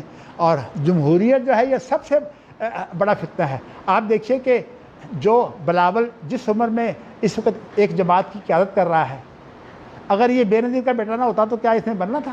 حتیٰ کہ جو اس کا باپ ہے وہ بھی بننے کے قابل نہیں تھا. لیکن وہ اتنا کامیاب رہا ہے کہ اس نے جو ہے وہ تمام لوگوں کی جو مخالفت تھی اس پر قابو پایا ہوا تھا. زبان اس کی تھی کوئی نہیں. تو اس لیے اس کے جتنے بھی کیس ہیں تقریباً سارے اس نے اپنا وزیر اعظم ہونے کی حیثیت سے ختم کروا دیے تھے. اصل میں بات یہ ہوتی ہے کہ وزیر اعظم جو ہے وہ کیس واپس لے سکتا ہے، اور اگر نہ ہوگا تو وزیر اعظم کے خلاف گواہی کون دے گا؟ آپ یہ بتائیے. تو اس لیے یہ نواز شریف نے بھی یہی رخ پکڑا ہے کہ اگر میں سیاست چھوڑ دوں تو ہم ختم ہو جائیں گے. ہم جو ہے وہ اس کو سیاسی مسئلہ بنا دیں. اس لیے کہتے ہیں کہ جو سیاستدان ہے نا، خاص طور پر میکیاولی سیاست، اس کے اندر انصاف کا تو خیر تصور ہی کوئی نہیں. میں آپ کو بتا چکا ہوں کہ عدالتوں میں کیا ہوتا ہے. لیکن اس کے علاوہ جو میں آپ کو بتانا چاہتا ہوں وہ یہ ہے کہ میکیاولی سیاست کا معنی یہ ہوتا ہے کہ جھوٹ اور فریب کی سیاست. اور جتنا زیادہ کوئی شخص کامیاب ہوگا نا جھوٹ اور فریب میں، وہ اتنی زیادہ جو ہے وہ حکومت میں بھی کامیاب ہوتا ہے. جیسے کہ زرداری پورے 5 سال نکال گیا ہے، عمران کو تو یہ جو ہے 5 سال پورے کرنے نہیں دے رہے، ادھر سے ٹانگیں کھینچی ہیں، ان سے ہاتھ کھینچتا ہے. ویسے وہ آدمی جو ہے مضبوط آدمی ہے، اس لیے کہ میں آپ کو بتایا تھا کہ بالر رہا ہے اور کیپٹن بھی رہا ہے. کیپٹن تو خیر ایک عہدہ ہے، لیکن بالر تو باقاعدہ طاقت سے ہوتی ہے بالنگ. تو اس لیے جو ہے وہ ایسے کام کر سکتا ہے، لیکن کسی کو سانس تو لینے دینا جی، سانس تو لینے دیتے کسی کو. چلیے ہم آگے چلتے ہیں. تو اب اگلی حدیث جو ہے وہ میں نے آپ کو یہ بتایا کہ امام بخاری تائید پیش کرتے ہیں کہ یونس نے بھی اس کی تائید کی ہے، شعیب نے بھی، لیث بن سعد نے بھی، اور زہری کے جو ہے بھتیجے نے بھی کی ہے. اور اس کے اندر جو ابو ہریرہ سے راوی ہے وہ سعید کی بجائے حمید ہے، یہ حمید الساعدی ہے. چلیے آپ آگے چلیے. حدثنا مسدد حدثنا عبید اللہ بن موسیٰ عن الاعمش عن شقیق قال كنت مع عبد اللہ و ابی موسیٰ فقالا. امام بخاری جو ہے وہ اپنے پاس سے الفاظ نہیں لاتے، جتنا لفظ ہوتا ہے اتنا بیان کر دیتے ہیں. پھر اس کے بعد اگر اس کے اندر اور الفاظ بھی شامل ہوتے ہیں تو اس کے لیے نئی روایتیں دے جاتے ہیں. اب دیکھیے یہ جو حدیث ہے، حقیقت یہ ہے کہ اگر آپ دیکھیں گے تو آگے پیچھے حدیثیں جو ہے وہ ایک ہی حدیثیں ہوں گی، لیکن نیچے سے آ کے سرد میں فرق پڑے گا. تو اب یہ ہے کہ کنت مع عبد اللہ و ابی موسیٰ فقالا. یہ شقیق جو ہے نا، یہ کہتے ہیں کہ میں عبداللہ بن مسعود اور ابو موسیٰ اشعری کے ساتھ جو تھا میں موجود تھا. فقالا، تو ان دونوں نے کیا کہا؟ قال النبی صلی اللہ علیہ وسلم، یعنی ان دونوں نے روایت کی ہے کہ اللہ کے رسول صلی اللہ علیہ وسلم نے کیا فرمایا، انا بین ید الساعۃ لایاما ینزل فیہا الجہل، قیامت سے پہلے جو ہے وہ کچھ دن ہوں گے جن کے اندر جہالت جو ہے وہ اترے گی. یعنی مطلب یہ ہے، لیکن یہ نہیں کہیے کہ اصل میں ہوتا یہ ہے کہ جہالت بھی ہوتی ہے کہ انسان کے پاس علم ہونے کے باوجود جو ہے وہ حدیثوں کا مفہوم جو ہے اس پہ محنت نہ کرے. کہ میں اسی لیے بسا اوقات اپنی اولاد کو زور دیتا ہوں کہ میں کوئی نیا مزاج نہیں رکھتا، صرف یہ ہے کہ میرا مزاج اپنے باپ پر ہے کہ میں بہت گہرا سوچتا ہوں، اور اللہ کا شکر ہے جب میرے سامنے کوئی بات آتی ہے تو مجھے باپ نے سکھایا کہ تقریر نہیں کرنی، تو میں اس کی کوئی تحقیق میں پڑھتا ہوں تو پھر مجھے الحمدللہ ویسی بات سامنے آ جاتی ہے. اور میں نے آپ کو جو یہ حصہ پڑھانا شروع کیا ہے اسی لیے پڑھانا شروع کیا ہے تاکہ آپ کو جو ہے یہ باب ایسے ہیں جو عام طور پر بخاری والے نہیں پڑھتے، لیکن میں نے الحمدللہ یہ پڑھائے بھی ہیں لیکن بہت سال پہلے. تو صحیح، اب یہ بیان کرتے ہیں قیامت سے پہلے ایسے دن ہوں گے جن میں جہالت اترے گی، وَيُرْفَعُ فِيهِ الْعِلْمُ، اور علم اٹھا لیا جائے گا، وَيَكْثُرُ فِيهِ الْحَرْجُ، اور قتل و غارت ہوگی، وَالْحَرْجُ الْقَتْلُ، اور حرج جو ہے وہ قتل ہے. ویسے میں کوئی خاص واقعہ تو نہیں آپ کے سامنے پیش کرنا چاہتا، لیکن اگر آپ دیکھیں نا تو یہ جو پہلا گروہ نکلا ہے نا مسلمانوں کے خلاف، مسلمانوں میں سے وہ خارجی گروہ ہے.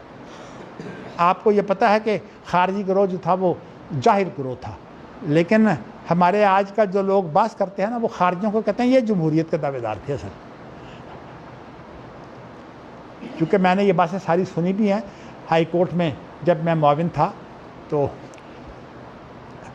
خارجیوں کو، خارجی وہ ہیں جن کے بارے میں علماء یہ بات کرتے ہیں کہ یہ مسلمان بھی ہیں کافر. اگرچہ وہ الگ بات ہے، جمہوری ان کو جو ہے وہ کافر نہیں مانتے، لیکن ایسی بات یہ ہے کہ جہالت کیا ہے، خارجی جاہل ہوتے تھے. سب سے بڑی جہالت ان کی یہ تھی کہ قرآن مجید کی تعویل نہیں کرتے اور حدیث جو ہے اس کو بہت دفعہ چھوڑ دیتے. اب یہی جو مسئلہ ہے حکم من اہلہ و حکم من اہلہا، اس کے مطابق جو ہے وہ حضرت علی نے اور امیر معاویہ نے جو ہے وہ کام کیا کہ ایک آدمی ادھر سے آ گیا حضرت علی کی طرف سے اور ایک آدمی آ گیا جو ہے امیر معاویہ کی طرف سے. اب یہ ہے کہ انہوں نے کہا دونوں کافر ہو گئے، علی بھی کافر اور جو ہے معاویہ بھی کافر.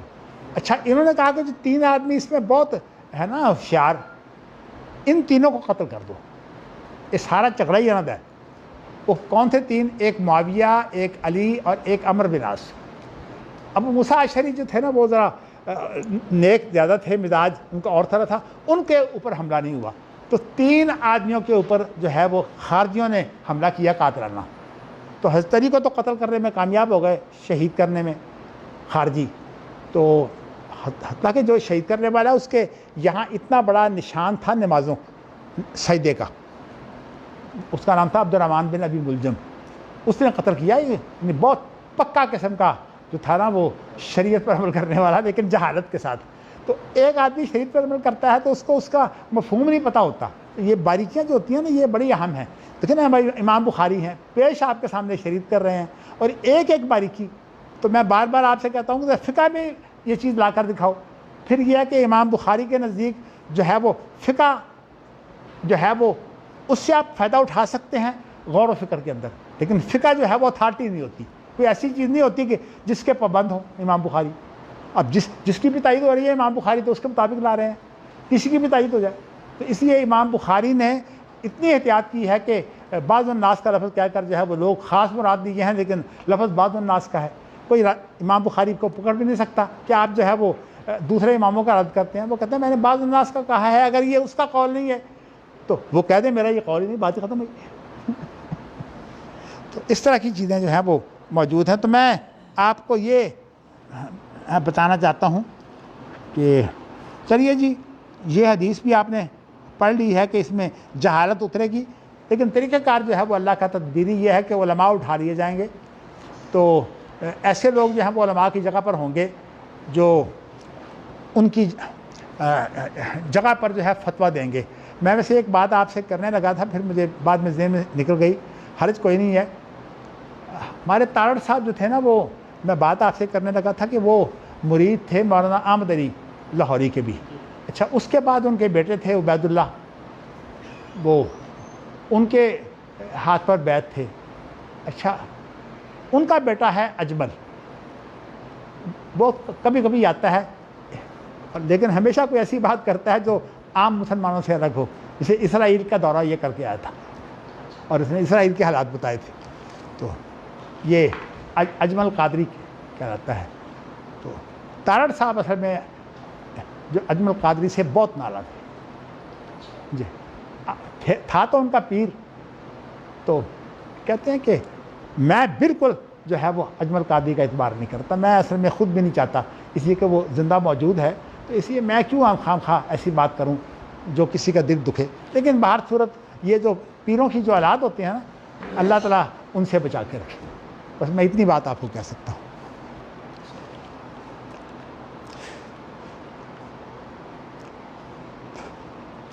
اللہ تیرا شکر ہے. اچھا جی، اگلی حدیث.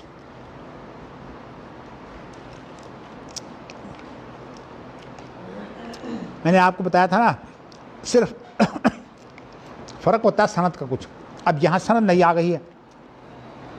حدثنا عمر بن حفص حدثنا ابی حدثنا الاعمش حدثنا شقیق قال جلس عبد اللہ ابو موسیٰ فتحدثا. پہلی حدیث میں صرف اتنا بیان ہوا ہے کہ شقیق جو ہے وہ عبداللہ بن مسعود اور ابو موسیٰ اشعری کے ساتھ بیٹھا ہوا تھا. اس حدیث میں یہ صراحت آ گئی ہے کہ عبداللہ اور ابو موسیٰ جو ہیں، شقیق ان کے ساتھ بیٹھا ہوا تھا. فتحدثا، باتیں دونوں کر رہے تھے. شقیق ویسے بیٹھا تھا، باتیں دونوں کر رہے تھے. کیا مطلب؟ آپس میں گفتگو جو ہوتی ہے نا، تو اس طرح سے دونوں باتیں کر رہے تھے. اچھا، اب ابو موسیٰ نے باتوں کے اندر جو ہے نبی اکرم صلی اللہ علیہ وسلم کا ایک فرمان پیش کیا. قال النبی، اللہ کے رسول نے فرمایا صلی اللہ علیہ وسلم، انا بین ید الساعۃ لایاما یرفع فیہا العلم و ینزل فیہ الجہل. اب یہاں جو ہے وہ یہ الفاظ جو ہیں، اس حدیث کو لانے کا اصل مقصد یہ ہے کہ ابو موسیٰ نے یہ نبی اکرم صلی اللہ علیہ وسلم سے روایت کی ہیں، عبداللہ بن مسعود کے یہ الفاظ نہیں ہیں. نا یہ بھی پہلے کی وضاحت ہے. پہلے میں دونوں اکٹھے تھے، دونوں بیان کرتے تھے، اور یہاں جو ہے شقیق نے جو ہے وہ ان کی حالت بھی بیان کر دی ہے کہ دونوں آپس میں گفتگو کر رہے تھے. اور ایک اور حدیث آئے گی، اس میں ایک اور حالت کا بھی بیان آئے گا. تو اس لیے ہم جو ہے جب تک حدیثوں کو ملان نہیں لیتے، ہم مفہوم پیش نہیں کرتے. اور یہ بہت بڑا حربہ ہے کہ ایک حدیث لے لو اور باقی چھوڑ دو. یہ حربہ جو ہے یہ اصل میں مقلدین کا ہے. تو ہم جو ہیں وہ اس اصول کو نہیں مانتے. ہمارا اصول جو ہے وہ یہ ہے کہ حدیثوں کو پہلے اکٹھا کرو، ان کا مفہوم خود بخود واضح ہو جائے گا. اب آپ دیکھیے یہ حدیثیں اکٹھی ہو رہی ہیں. امام بخاری طریقہ کار بتا رہے ہیں، کہتے ہیں کہ جہاں کیا ہے، وہاں جہل پہلے تھا اور یہاں علم پہلے ہے. اور حرج وہی بات ہے کہ اس سے مراد وہاں قتل 2 دفعہ تھا، یہاں قتل 1 دفعہ ہے. یہ تائید ہی ہے نا جی. تو اسلام کے اصول شہادت میں جو ہے وہ اس قسم کا اختلاف جو ہے وہ مضر نہیں ہوتا. لیکن ہمارا جو اس وقت قانون ہے نا، اس کے اندر شہادت میں اگر یہ بات بھی آ جائے کہ قتل 2 دفعہ، تو کہیں گے اب یہ شہادت وہ حیثیت نہیں رکھتی. یعنی شہادت کے بارے میں جو ہے 20 سال بعد شہادت ہوتی ہے. اور یہ چاہتے ہیں کہ وہ آدمی جو ہے نا، جس نے دیکھا بھی نہیں، اکثر تو گواہ ہوتے ہی وہ ہیں جو پارٹی کے آدمی ہوتے ہیں.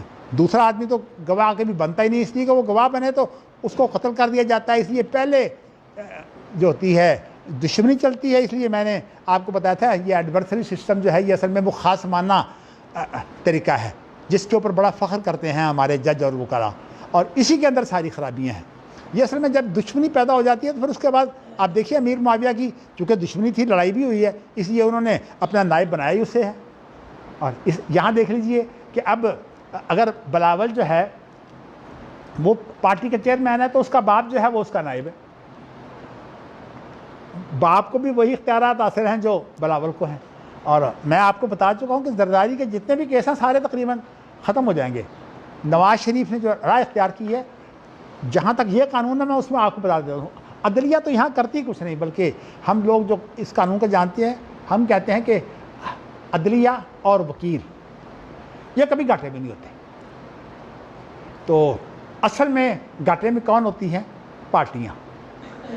اس لیے کہ جو بڑے وکیل ہوتے ہیں وہ لاکھوں سے کم فیس نہیں لیتے, اور عام طور پر جو قتل کے کیس ہوتے ہیں, آپ کو پتہ دیہات میں جب لڑائیاں ہوتی ہیں تو بہت ہوتی ہے, اور عام طور پر جو ہے دیہات میں جو ہے وہ جب گولیاں چلتی ہیں تو اس کے بعد آدمی ایک نے گولی چلائی ہوتی ہے اور 8 آدمی جو ہے وہ ان کے اندر ملزم بنا دیے جاتے ہیں.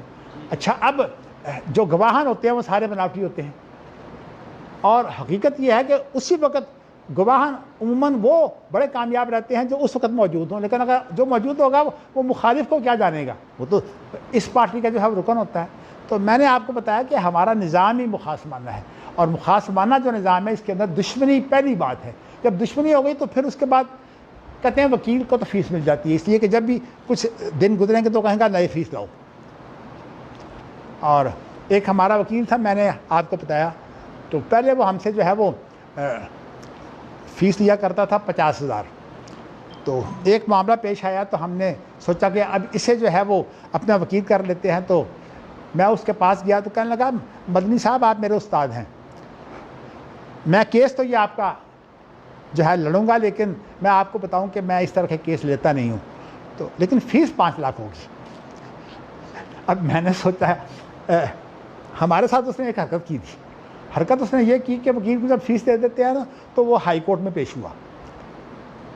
ہائی کورٹ میں پیش ہوا, اور جب مخالف وکیل نے جو ہے بحث کرنی تھی نا, اپنی بحث کر کے کہتا جی میں تو سپریم کورٹ میں جا رہا ہوں, اور مخالف وکیل نے جو بحث کی اس نے سنی نہیں, اس نے ساری بناوٹی چیزیں جو ہے اس کیس میں جو ہے وہ بیان کر دی, اور اس کا رد کرنے والا تھا کوئی نہیں, وہ تو پہلے چلا گیا سپریم کورٹ کا نام لے کر. تو مجھے بڑا دکھ ہوا, میں نے کہا یہ بس اب میں کیا بیان کروں, یہ عظمی بخاری کے باپ کی بات میں کر رہا ہوں. اس کا نام تھا زاہد بخاری, اب فوت ہو گیا, اللہ تعالیٰ اسے غریق رحمت کرے, میں تو خیر دعا کرتا ہوں, صاف بات ہے, لیکن یہ کام جو اس نے اچھا نہیں کیا. یہ اصل میں اس کی فیس اس لیے بڑی ہے, آپ کو پتہ ہے کہ وہ جو ڈائمنڈ تھا یہاں متنگ پر جس امریکی نے مارا تھا 2 آدمیوں کو, ہاں جی, ہاں وہ اس کا یہ وکیل تھا, اور اس نے امریکہ سے جو ہے کروڑوں روپیہ فیس لی تھی ڈالروں میں. تو اب ظاہر ہے کہ جب کروڑوں فیس اس کو امریکہ سے ملتی ہے تو اس کے بعد تو وہ کیس ہی ایسے لیتا تھا جو ہمیشہ جو ہے وہ اس طرح کے جھگڑے کے کیس ہوں, اور ظاہر ہے کہ اس کی فیس جو ہے وہ عام آدمی کے لیے بھی جو ہے وہ بہت ہو گئی تھی. مجھے یہ بہت تجربے ہوئے ہیں, تو میں یہ سمجھتا ہوں کہ وکیل کی فیس مل جاتی ہے اسے, اس لیے وہ تو اگر دیر ہوگی تو نئی فیس وہ بنائے گا, اور ہر درخواست کے لیے پھر نئی جو ہے وہ فیس ہوتی ہے. تو درخواستیں 50 ہو جاتی ہیں, نئی سے نئی درخواستیں, آپ دیکھ رہے ہیں اس میں نواز شریف وغیرہ کی درخواستیں کیسے چلتی ہیں. تو اسی طرح تمام آدمی ہیں, اور صورتحال یہ ہوتی ہے کہ جج جو ہے اس کے لیے کتنی ترقیاں ہیں کہ چونکہ میں تو ان کے حالات سے واقف ہوں نا, مجھے تو پتہ ہے نا کہ خلیل الرحمان صاحب خاص طور پر جو ہے وہ مجھے عدالت میں اپنے پاس یعنی کمرے کے اندر جو ان کا چیمبر ہوتا ہے وہاں بٹھا دیتے تھے, تو میں دیکھتا تھا کہ کیسے ان کو جو ہے وہ ان کا اردری جو ہے وہ جوتی پہ, ایک آدمی ہے جو جوتی پہنانے کے لیے ہے, ایک آدمی ہے جو کوٹ پہنانے کے لیے ہے, اور اس طرح کے اور آدمی ہیں جس نے پانی رکھنا ہے. یعنی 10 آدمی جو ہے وہ ایک جج کے ساتھ جو ہے معاون ہوتے ہیں. تو میں یہ سوچتا ہوں کہ میں اکیلا ہوں, اور اتنے ادارے جو ہے میں اکیلے چلاؤں تو کیسے چلاؤں. بات جو ہے وہ اس طرح جو ہے ان کو آدمی ملتے ہیں, اور پھر اس کے بعد ان کی کوٹھی پر جاؤ تو وہاں بھی گاڑی ان کے پاس جھنڈے والی ہوتی ہے, ان کو کوئی روکتا بھی نہیں ہے. تو اس طرح جو ہے وہ, چونکہ میں زیادہ ان کے ساتھ میرے ملاقات رہتی تھی, تو میں جاتا تو ان کی کوٹھی پر جو ہے وہ آدمی ہوتے, بلکہ ایک آدمی جو تھا وہ ہمارا مرید تھا ہمارے خاندان کا, وہ بھی ان کی کوٹھی پر جو تھا وہ اردلی تھا. تو بہرصورت اس طرح کی جو باتیں ہیں, میں نے بعض میں غور کرتا ہوں کہ اللہ نے مجھے اس میدان میں اس لیے ڈالا تاکہ مجھے سمجھ آ جائے کہ عدالتیں کتنی بے ایمان ہوتی ہیں. عدالتوں کے اندر دیکھیے نا, میرے ساتھ یہ باتیں کرتے تھے, لیکن خاص طور پر عبدالحفیظ چیمہ اللہ تعالیٰ ان کو صحت دے, اور ان کی خاص طور پر بیٹی جو ہے وہ ٹیلی فون پر بات ہوئی تھی تو کہتے تھے بیٹی کو بہت تکلیف ہے, غالباً کینسر کا عارضہ ہے, تو وہ کہتے میں بہت پریشان ہوں, میں جو ہے وہ بیٹی کے علاج میں آج کل مصروف ہوں, میری ذرا طبیعت سنبھلے تو میں انشاءاللہ آپ کے پاس آؤں گا. وہ اکثر میرے پاس خود آ جاتے ہیں, تو وہ مجھے میرے ساتھ کھلی گفتگو کرتے ہیں کہ جی بات یہ ہے کہ یہاں کہتے تھے کہ یہاں جو ہے وہ بڑا دکھ سخت ہوتا ہے کہ جو گواہ ہوتے ہیں وہ سارے بناوٹی ہوتے ہیں.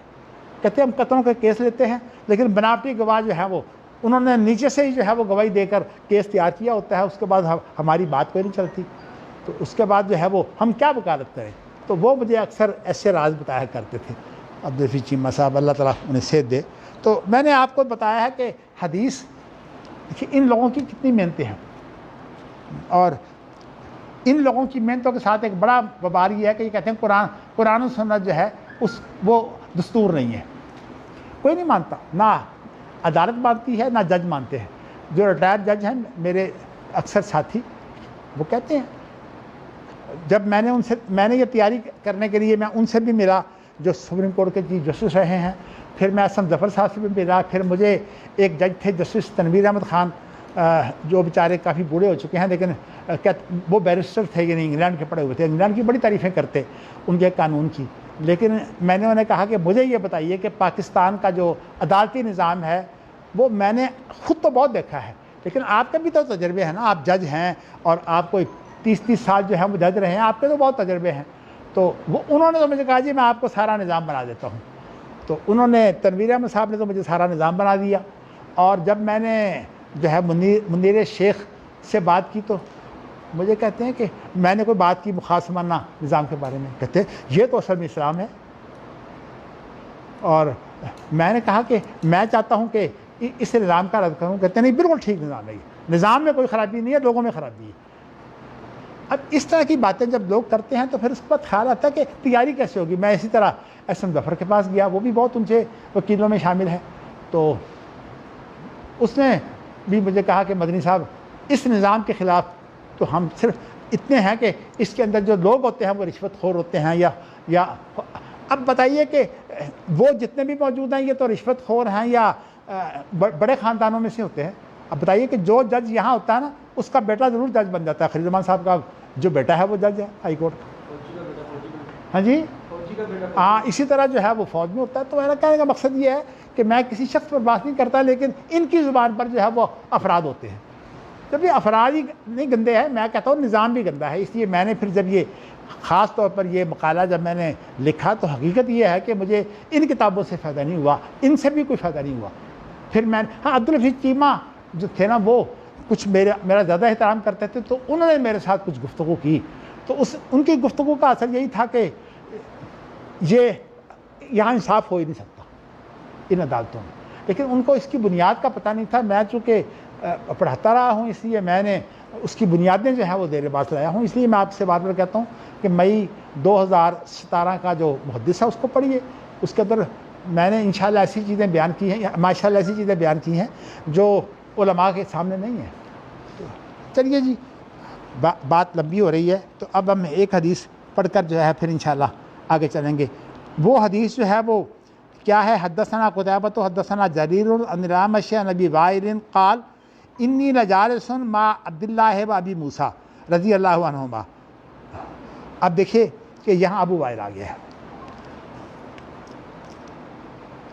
اور میرا خیال یہ ہے کہ ابو وائل کا نام ہے شفیق. یہ ابو وائل جو ہے کنیت ہے, کیونکہ وہاں بھی شقیق سے جو راوی ہے وہ اعمش ہے, تو یہاں بھی جو ابو وائل سے جو راوی ہے وہ اعمش ہے. یہ سلیمان الاعمش بہت بڑا امام ہے, اور ابی وائل جو ہیں یہ اس نام سے بہت زیادہ مشہور ہیں صحابہ میں, لیکن ان کا نام اصل جو ہے وہ شقیق ہے. تو کہتے ہیں کہ میں عبداللہ اور ابو موسیٰ اشعری کے ساتھ بیٹھا ہوا تھا رضی اللہ عنہما. تو ابو موسیٰ نے بیان کیا, پچھلی حدیث میں بھی یہی تھا کہ ابو موسیٰ نے بیان کیا, سمعت النبی صلی اللہ علیہ وسلم مثلہ, میں نے اللہ کے رسول سے ایسے ہی سنا. دیکھیں نا یہاں صرف تائید آ گئی ہے, لیکن پچھلی حدیث اور یہ دونوں مل کر بات مضبوط ہو رہی ہے نا. یعنی امام شافعی کہتے ہیں کہ جب تک آپ تمام حدیثوں کو اکٹھا نہ کریں گے اس وقت تک آپ معنی سمجھ نہیں سکتے. تو معنی اب دیکھیں نا یہ مسئلہ کیا بنا ہوا ہے, صرف ایک لفظ پر اڑے ہوئے ہیں کہ وہاں کانا یا فاڑو کانا جتحرکو کا لفظ آ گیا ہے. کہتے ہیں اس سے مراد جو ہے وہ مسلسل ہے. حالانکہ میں نے آپ کو جو یہ کئی مثالیں دی تھیں کہ ماضی استمراری جو ہے اس مراد مسلسل نہیں ہوتا، کانا تاکید کے لیے بھی آتا ہے، تو اس لیے اس پر اڑے ہوئے ہیں. میں کہتا ہوں کہ اشارہ کرنا چاہیے، اس کے پر غور نہیں کرتے. اب بتائیے کہ یہ اشارہ تو نہیں ہے نا، کسی آپ زبان میں کہیے اشارہ ہے؟ ہاں جی نہیں. دیکھیے بات ہوتا کیا ہے، ہر آدمی جس کو اپنے اوپر اعتماد ہوتا ہے نا وہ نہیں ہلتا، لیکن یہ ہے کہ یہ اللہ کا شکر ہے کہ میں اس کے لیے تیار ہوں. نہیں ایسی بات نہیں ہے، میں آپ کو بتاؤں. لیکن اہل حدیث جو ہوتا ہے نا، جب ولی ہوتا ہے تو پکا ہوتا ہے، تو اس لیے اہل ولی پکا ولی جو ہے وہ اپنی جگہ کیوں ہلے گا. چلیے جی، اب آپ نے یہاں جب چبل ہرجو صرف اتنا اضافہ ہو گیا، بل ہرجو بلسان الحبشت القتل، کہتے ہیں کہ یہ عربی زبان نہیں ہے ہرج، یہ اصل میں حبشہ کی زبان ہے. حبشہ اب بہت جو ہے وہ تمام افریقہ کو حبشی کہتے ہیں، لیکن ویسے اب اس کا نام ہے اسیوبیا. اسیوبیا جو حبشہ کے علاقے کے لوگ ہیں وہ ان کو اسیوبیا کہتے ہیں. محمد امان اسیوبی حبشہ کے ہیں، ہمارے استاد تھے. بلکہ یہ بتا دو کہ ان کے نام پر جو ہے وہ ایک گروہ بنا ہوا ہے سعودی عرب کے اندر جو اخوانیوں کا بہت مخالف ہے، محمد امان اسیوبی کے نام پر. یہ اصل میں محمد امان اسیوبی اور ایک اور ہیں بڑے مشہور ہیں وہ، ہاں اس میں مدخلی ہادی ربیع بن ہادی المدخلی. ہمارے پاس پچھلے دنوں ہم نے آدمی رکھا تھا نا یہاں کمپیوٹر کے لیے، وہ کہتا تھا کہ میں ان کے شاگرد کا شاگرد ہوں. تو ربیع ہادی مدخلی جو ہے یہ میرے ساتھی ہیں، اور یہاں جب بھی آتے میرے پاس ٹھہرتے. تو یہ ہندوستان کے اندر 2 سال رہے بھی ہیں. تو میں نے اسیوبیا کے حوالے سے کہا کہ یہ اور محمد امان سنقیطی یہ دونوں شیخ ابن باز کے خاص شاگرد ہیں، اور اس لیے ان کا رویہ جو ہے وہ شیخ ابن باز کا رویہ ہے. لیکن ہمارے ہاں جو اب وہ گروہ بن گئے ہیں نا، ایک سلمان العودا وغیرہ اور وہ جو دوسرے ہیں وہ ایک طرف ہیں اور یہ ایک طرف ہیں. تو مسئلوں کے بارے میں ان کی بڑی بات چلتی ہے. بلکہ اگر میں آپ سے یہ کہوں کہ ربیع ہادی مدخلی نے جو اخوان المسلمون کے بارے میں جتنا بھی ذہن دیا ہے وہ میرا لیا ہے، کیونکہ ان کتابوں کے ترجمے میں انہیں کر کے دیتا تھا. وہ تو اردو میں تھی، مولانا مودودی کی کتابیں، تو میں انہیں بتاتا خاص طور پر، تو بڑے خوش ہوتے. انہوں نے مجھ سے تیاری پوری کر لی، اور پھر اس کے بعد جو ہے میں تو وہاں سے چلا آیا. اب وہ جو ہے وہ لوگوں کے اندر اب ان کا ایک گروہ بنا ہوا ہے. ہاں، تو کہنے کا مقصد یہ ہے کہ یہ حالات ہیں. بہر صورت یہ گروہ بندی جو ہے نا یہ تعصب پیدا کرتی ہے، اس لیے اللہ ہمیں توفیق دے ہم گروہ نہ بنے. چلیے آپ کو یہ حدیث جو ہے اس میں صرف اتنا لفظ آ گیا ہے. اچھا جی، ایک حدیث اور پڑھ لیتے ہیں، جب بات تو وہی ہے تقریباً. حدثنا محمد حدثنا غندر حدثنا شعبۃ عن واصل عن ابی وائل عن عبداللہ. اچھا یہاں عبداللہ بن مسعود آ گئے ہیں. کتب احسبہ رفعہ، گمان یہ ہے کہ انہوں نے اللہ کے رسول سے بیان کیا ہے. پہلے یقینی کلمہ آیا ہے، اب گمان آ گیا. یہ ہے محدثین کا حال کہ وہ عبداللہ بن مسعود جس کے بارے میں 2 روایتوں میں آیا کہ موسیٰ اشعری نے یہ گفتگو کی ہے، اب عبداللہ بن مسعود جو ہے اس لیے اس کو وہ مرفوع کہہ بھی سکتے ہیں. پتہ بات کیا ہے؟ مراسیل صحابہ اجت ہوگی. مراسیل صحابہ کا معنی ہوتا ہے کہ جس صحابی نے کو واقعہ دیکھا ہے نا وہ اگر دوسرے کے ساتھ بیان کرے. اب آپ کو پتہ ہے پچھلی روایتوں نے بتایا ہے کہ ابو موسیٰ اور عبداللہ بن مسعود دونوں آپس میں گفتگو کر رہے تھے. تو اب یہ آپس میں اگر گفتگو کر رہے تھے، اگر عبداللہ بن مسعود جو ہے وہ حدیث بیان کریں تو مراسیل صحابہ ہے، بہت پر ہے. لیکن اتنی بات ہے کہ یہ صرف حدیثوں کی سندوں میں آپ کو ملے گی، فقہ میں کہیں آپ کو یہ چیز نہیں ملے گی. بلکہ یہ جو اب اہل رائے ہیں نا ان کے نزدیک تو آج تک کی فقہ جو ہے وہ چلتی ہے. اس لیے اگر آج کی کوئی چیز مل جاتی ہے تو سود سارا حلال ہو جاتا ہے. تقی عثمانی صاحب کا یہی معاملہ ہے، سارا سود انہوں نے حلال کیا ہوا ہے، اس لیے کہ فقہ ان کی آج تک کی ہے. اور جو اہل الحدیث ہیں وہ کہتے ہیں کہ اصل چیز جو ہے وہ اجتہاد کا اطلاق ہوتا ہے. تو اجتہاد کا اطلاق جو ہے اس سے فقہ بنتی ہے، لیکن وہ صرف فریقین تک ہوتی ہے.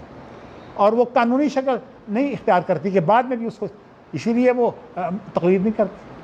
وہ کہتے ہیں کہ اس کی قانونی حیثیت ہوتی نہیں، وہ تو اتھر میں ہوتی ہے. قانونی حیثیت تو دستور کی ہے جو وحی ہے، تو وحی کی حیثیت جو ہے وہ اور ہے اور فقہ کی حیثیت اور ہے. اور اس کو ہم لوگ بھی اگر غور کریں، لیکن جو ضدی ہوتے ہیں وہ الجھ جاتے ہیں. جیسے میں نے آپ کو بتایا تھا کہ یہ جو وہاں اسلامی یونیورسٹی میں جو ہیں خاص طور پر انہوں نے کسی سے بات لگائی ہوئی تھی کہ فقہ جو ہے شریعت ہوتی ہے. تو آپس میں چونکہ یہ جو چلتے ہیں نا مجموعے اور فیس بک وغیرہ، اس پر بات لگائی ہوئی تھی کہ فقہ اصل میں شریعت ہوتی ہے. حالانکہ شریعت وہ ہوتی ہے جو پائیدار ہو، دستور وہ ہوتا ہے جو پائیدار ہو. دستور کے اندر جو ہے وہ اس طرح کی تبدیلیاں نہیں ہوتی جس طرح ہمارے دستوروں میں تبدیلیاں ہوتی ہیں. دستور تو پکا ہوتا ہے، اور مسلمانوں کا دستور جو ہے وہ کتاب اللہ و سنت رسول ہی ہے. اور اس کی مثال جو ہے وہ اس وقت دنیا میں صرف سعودی عرب ہے. تو لیکن اب لوگوں کو کوئی نہ کوئی موقع مل جاتا ہے. یہ جو اغالمہ کی بات آئی ہے نا، وہ کئی لوگ کہتے ہیں اس سے مراد محمد بن سلمان ہے. دیکھیے بات کہاں سے پکڑی ہے. اور میں نے آپ کو یہ بتایا کہ اصل میں جو بیٹا ہوتا ہے نا، وہ کتنا بھی ہو وہ اصل میں لڑکا ہی ہوتا ہے. بات تو ماشاءاللہ ان کا لڑکے ہی سمجھتا ہے نا. اس لیے یہاں مراد میں یہی سمجھا ہوں کہ یہاں مراد یزید وغیرہ ہے. تو اصل میں یہ اگر یزید کا فتنہ نہ ہوتا نا تو امن و امان ہوتا. یہ جو تباہی مچی ہے نا، اصل میں دیکھیے یہ باتیں بنی ضرور ہیں لیکن تباہی سے تو انکار نہیں ہے. اب کہنے کو تو ہمارے میں لوگ آ گئے کہنے لگے جی جب حضرت حسین کا سر جو ہے وہ یزید کے پاس گیا تو اس نے جو ہے وہ برا بلا کہا، گالیاں دیں اس کو، عبید اللہ بن زیاد کو. تو اس لیے یزید تو بری ہے. کیسے بری ہو سکتا ہے جس کی حکومت کا ایک جو گورنر ہے وہ کسی کو قتل کرتا ہے، پھر تم کہتے ہو کہ وہ بری ہے. اس لیے ایسی باتیں جو ہیں وہ ایک بندہ پاکستان میں قتل ہوتا ہے جی، اس کا مقدمہ صدر پاکستان پر کیا جا سکتا ہیں اس کا مقدمہ صدر پاکستان پر کیا جا سکتا جب تک وہ صدر ہے اس وقت تک کوئی مقدمہ نہیں ہوتا اس کا، بلکہ جتنے پہلے مقدمے ہیں وہ بھی ختم ہو جاتے ہیں. قانونی نہیں، ہاں شریعت پاس نہیں، شریعت پاس تو ہوتا ہے. اصل میں یہی وہ کیس ہے جس کے اندر انہوں نے جو ہے وہ شریعت کا رد کر کے جو ہے وہ شریعت کو خارج کر دیا ہے دستور سے. یہ ڈاکٹر نسیم حسن شاہ کا فیصلہ ہے، غالباً یہ مارچ 1992 کا فیصلہ ہے. اس کے اندر سپریم کورٹ کا یہ فیصلہ ہے کہ اس میں یہی کیس ہے. حاکم خان ایک شخص ہے، اس نے یہ کیس کیا ہے، تو کیس اس کا نام سے ہے حاکم خان بنام سرکار. تو اس کے اندر جو ہے وہ فیصلہ یہ ہوا ہے کہ کیس میں یہ دعویٰ کیا گیا ہے کہ دستور کے اندر ایک دفعہ ایسی ہے جس کے اندر جو ہے وہ یہ ہے کہ صدر اور گورنر جو ہے یہ قاتل کو معاف کر سکتے ہیں. اگر وفاقی معاملہ ہو تو صدر معاف کر سکتا ہے، اور اگر صوبائی معاملہ ہو تو وہ گورنر معاف کر سکتا ہے. تو اس کیس میں یہ بات آئی ہے کہ گورنر یا صدر ان کا معاف کرنا تو شریعت کے خلاف ہے. شریعت تو یہ کہتی ہے کہ ولی معاف کر سکتا ہے. ومن قتل مظلوما فقد جعلنا لولیہ سلطانا فلا یسرف فی القتل. میں نے ہائی کورٹ کے اندر یہ پوری بات جو ہے وہ لکھ کر دی تھی. چلیے لمبی بات نہیں کرتے. کہنے کا مقصد ہمیں یہ ہے کہ اس کیس کے اندر ڈاکٹر نسیم حسن شاہ نے کیا فیصلہ کیا ہے. اس کے اندر بڑا زور یہ تھا کہ قرارداد مقاصد کے اندر جو ہے وہ کچھ الفاظ ایسے ہیں، اگرچہ شریعت کا لفظ تو نہیں ہے لیکن وہاں احکام شریعت کا، احکام قرآن و سنت کے احکام کا لفظ ہے. تو اس سے احکام سے مراد لوگ لیتے ہیں قانون سازی، حالانکہ اس سے مراد یہ نہیں ہے. وہ آپ میرے مضمون پڑھ لیجئے، انشاءاللہ آپ کو سمجھ آ جائے گی. میں نے حافظ سعید کے نام سے یہ مضمون ہے ایک، جس میں نے لکھا ہوا فقہ اور شریعت کا فرق محدث میں. تو اللہ تعالیٰ نے جو کام کی توفیق دی ہے، میں نے اپنی طرف سے کمی تو نہیں کی، باقی جتنی صحت ساتھ دیتی ہے. میں الحمدللہ دیکھیے آپ کے سامنے بیٹھا ہوا ہوں، اور اس وقت جو ہے وہ اگر مجھے 5 گھنٹے بھی آپ بٹھائے رکھیں گے تو میں انشاءاللہ تھکوں گا نہیں، اس لیے کہ میرے اندر ایک خاص اللہ تعالیٰ جو ہے وہ اسٹیم بھر دیتے ہیں، اس وجہ سے کہ مجھے جو ان چیزوں کا مزہ آتا ہے نا، خاص طور پر غور و فکر کر کے. تو ظاہر ہے کہ ان لوگوں کی محنتیں ہیں اور ہم صرف یہی کہہ سکتے ہیں ماشاءاللہ. کہتے ہیں کہ امام بخاری نے ایک خواب دیکھا تھا، کہ بلکہ کسی اور شخص نے دیکھا کہ اس نے خواب میں دیکھا کہ نبی اکرم صلی اللہ علیہ وسلم کو جو ہے وہ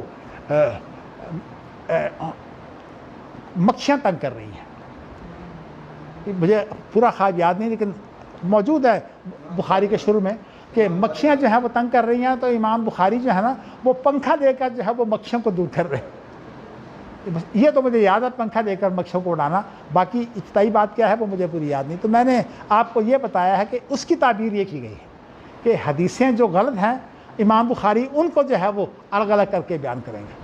بلکہ ایک امام احمد بن حنبل کے بارے میں ایک بڑا جملہ ہے، ایک ایسے ہی شخص نے جو بناوٹی حدیثیں بناتا تھا، اس نے اس کو جو ہے وہ زندیق قرار دے کے، زندیق کی اصل میں پارسی زبان کا لفظ ہے، اس کے معنی ہوتے ہیں بہت پکا پارسی۔ تو زندیق، جیسے صدیق کا لفظ ہمارے یہاں نا، اس کا پارسی لوگ بولتے ہیں زندیق۔ اچھا، تو زندیق کا معنی یہ ہے کہ یہ پارسی ہو گیا۔ یہ شخص پارسی وہ لوگ ہیں جو ہندوستان میں رہتے ہیں لیکن مسلمانوں کے ساتھ یہ شادیاں کر لیتے ہیں، لیکن ویسے یہ دو خداؤں کو مانتے ہیں۔ محمد علی جناح بھی جو تھی نا، ان کی بیوی بھی پارسی تھی، ان کی بیٹی بھی، اس نے بھی شادی پارسی سے کی ہے۔ تو خاص طور پر بمبئی کے اندر ان کا زور ہے۔ تو یہ مجوسی ہیں نا، پارسی جو ہے مجوسی لوگ ہیں۔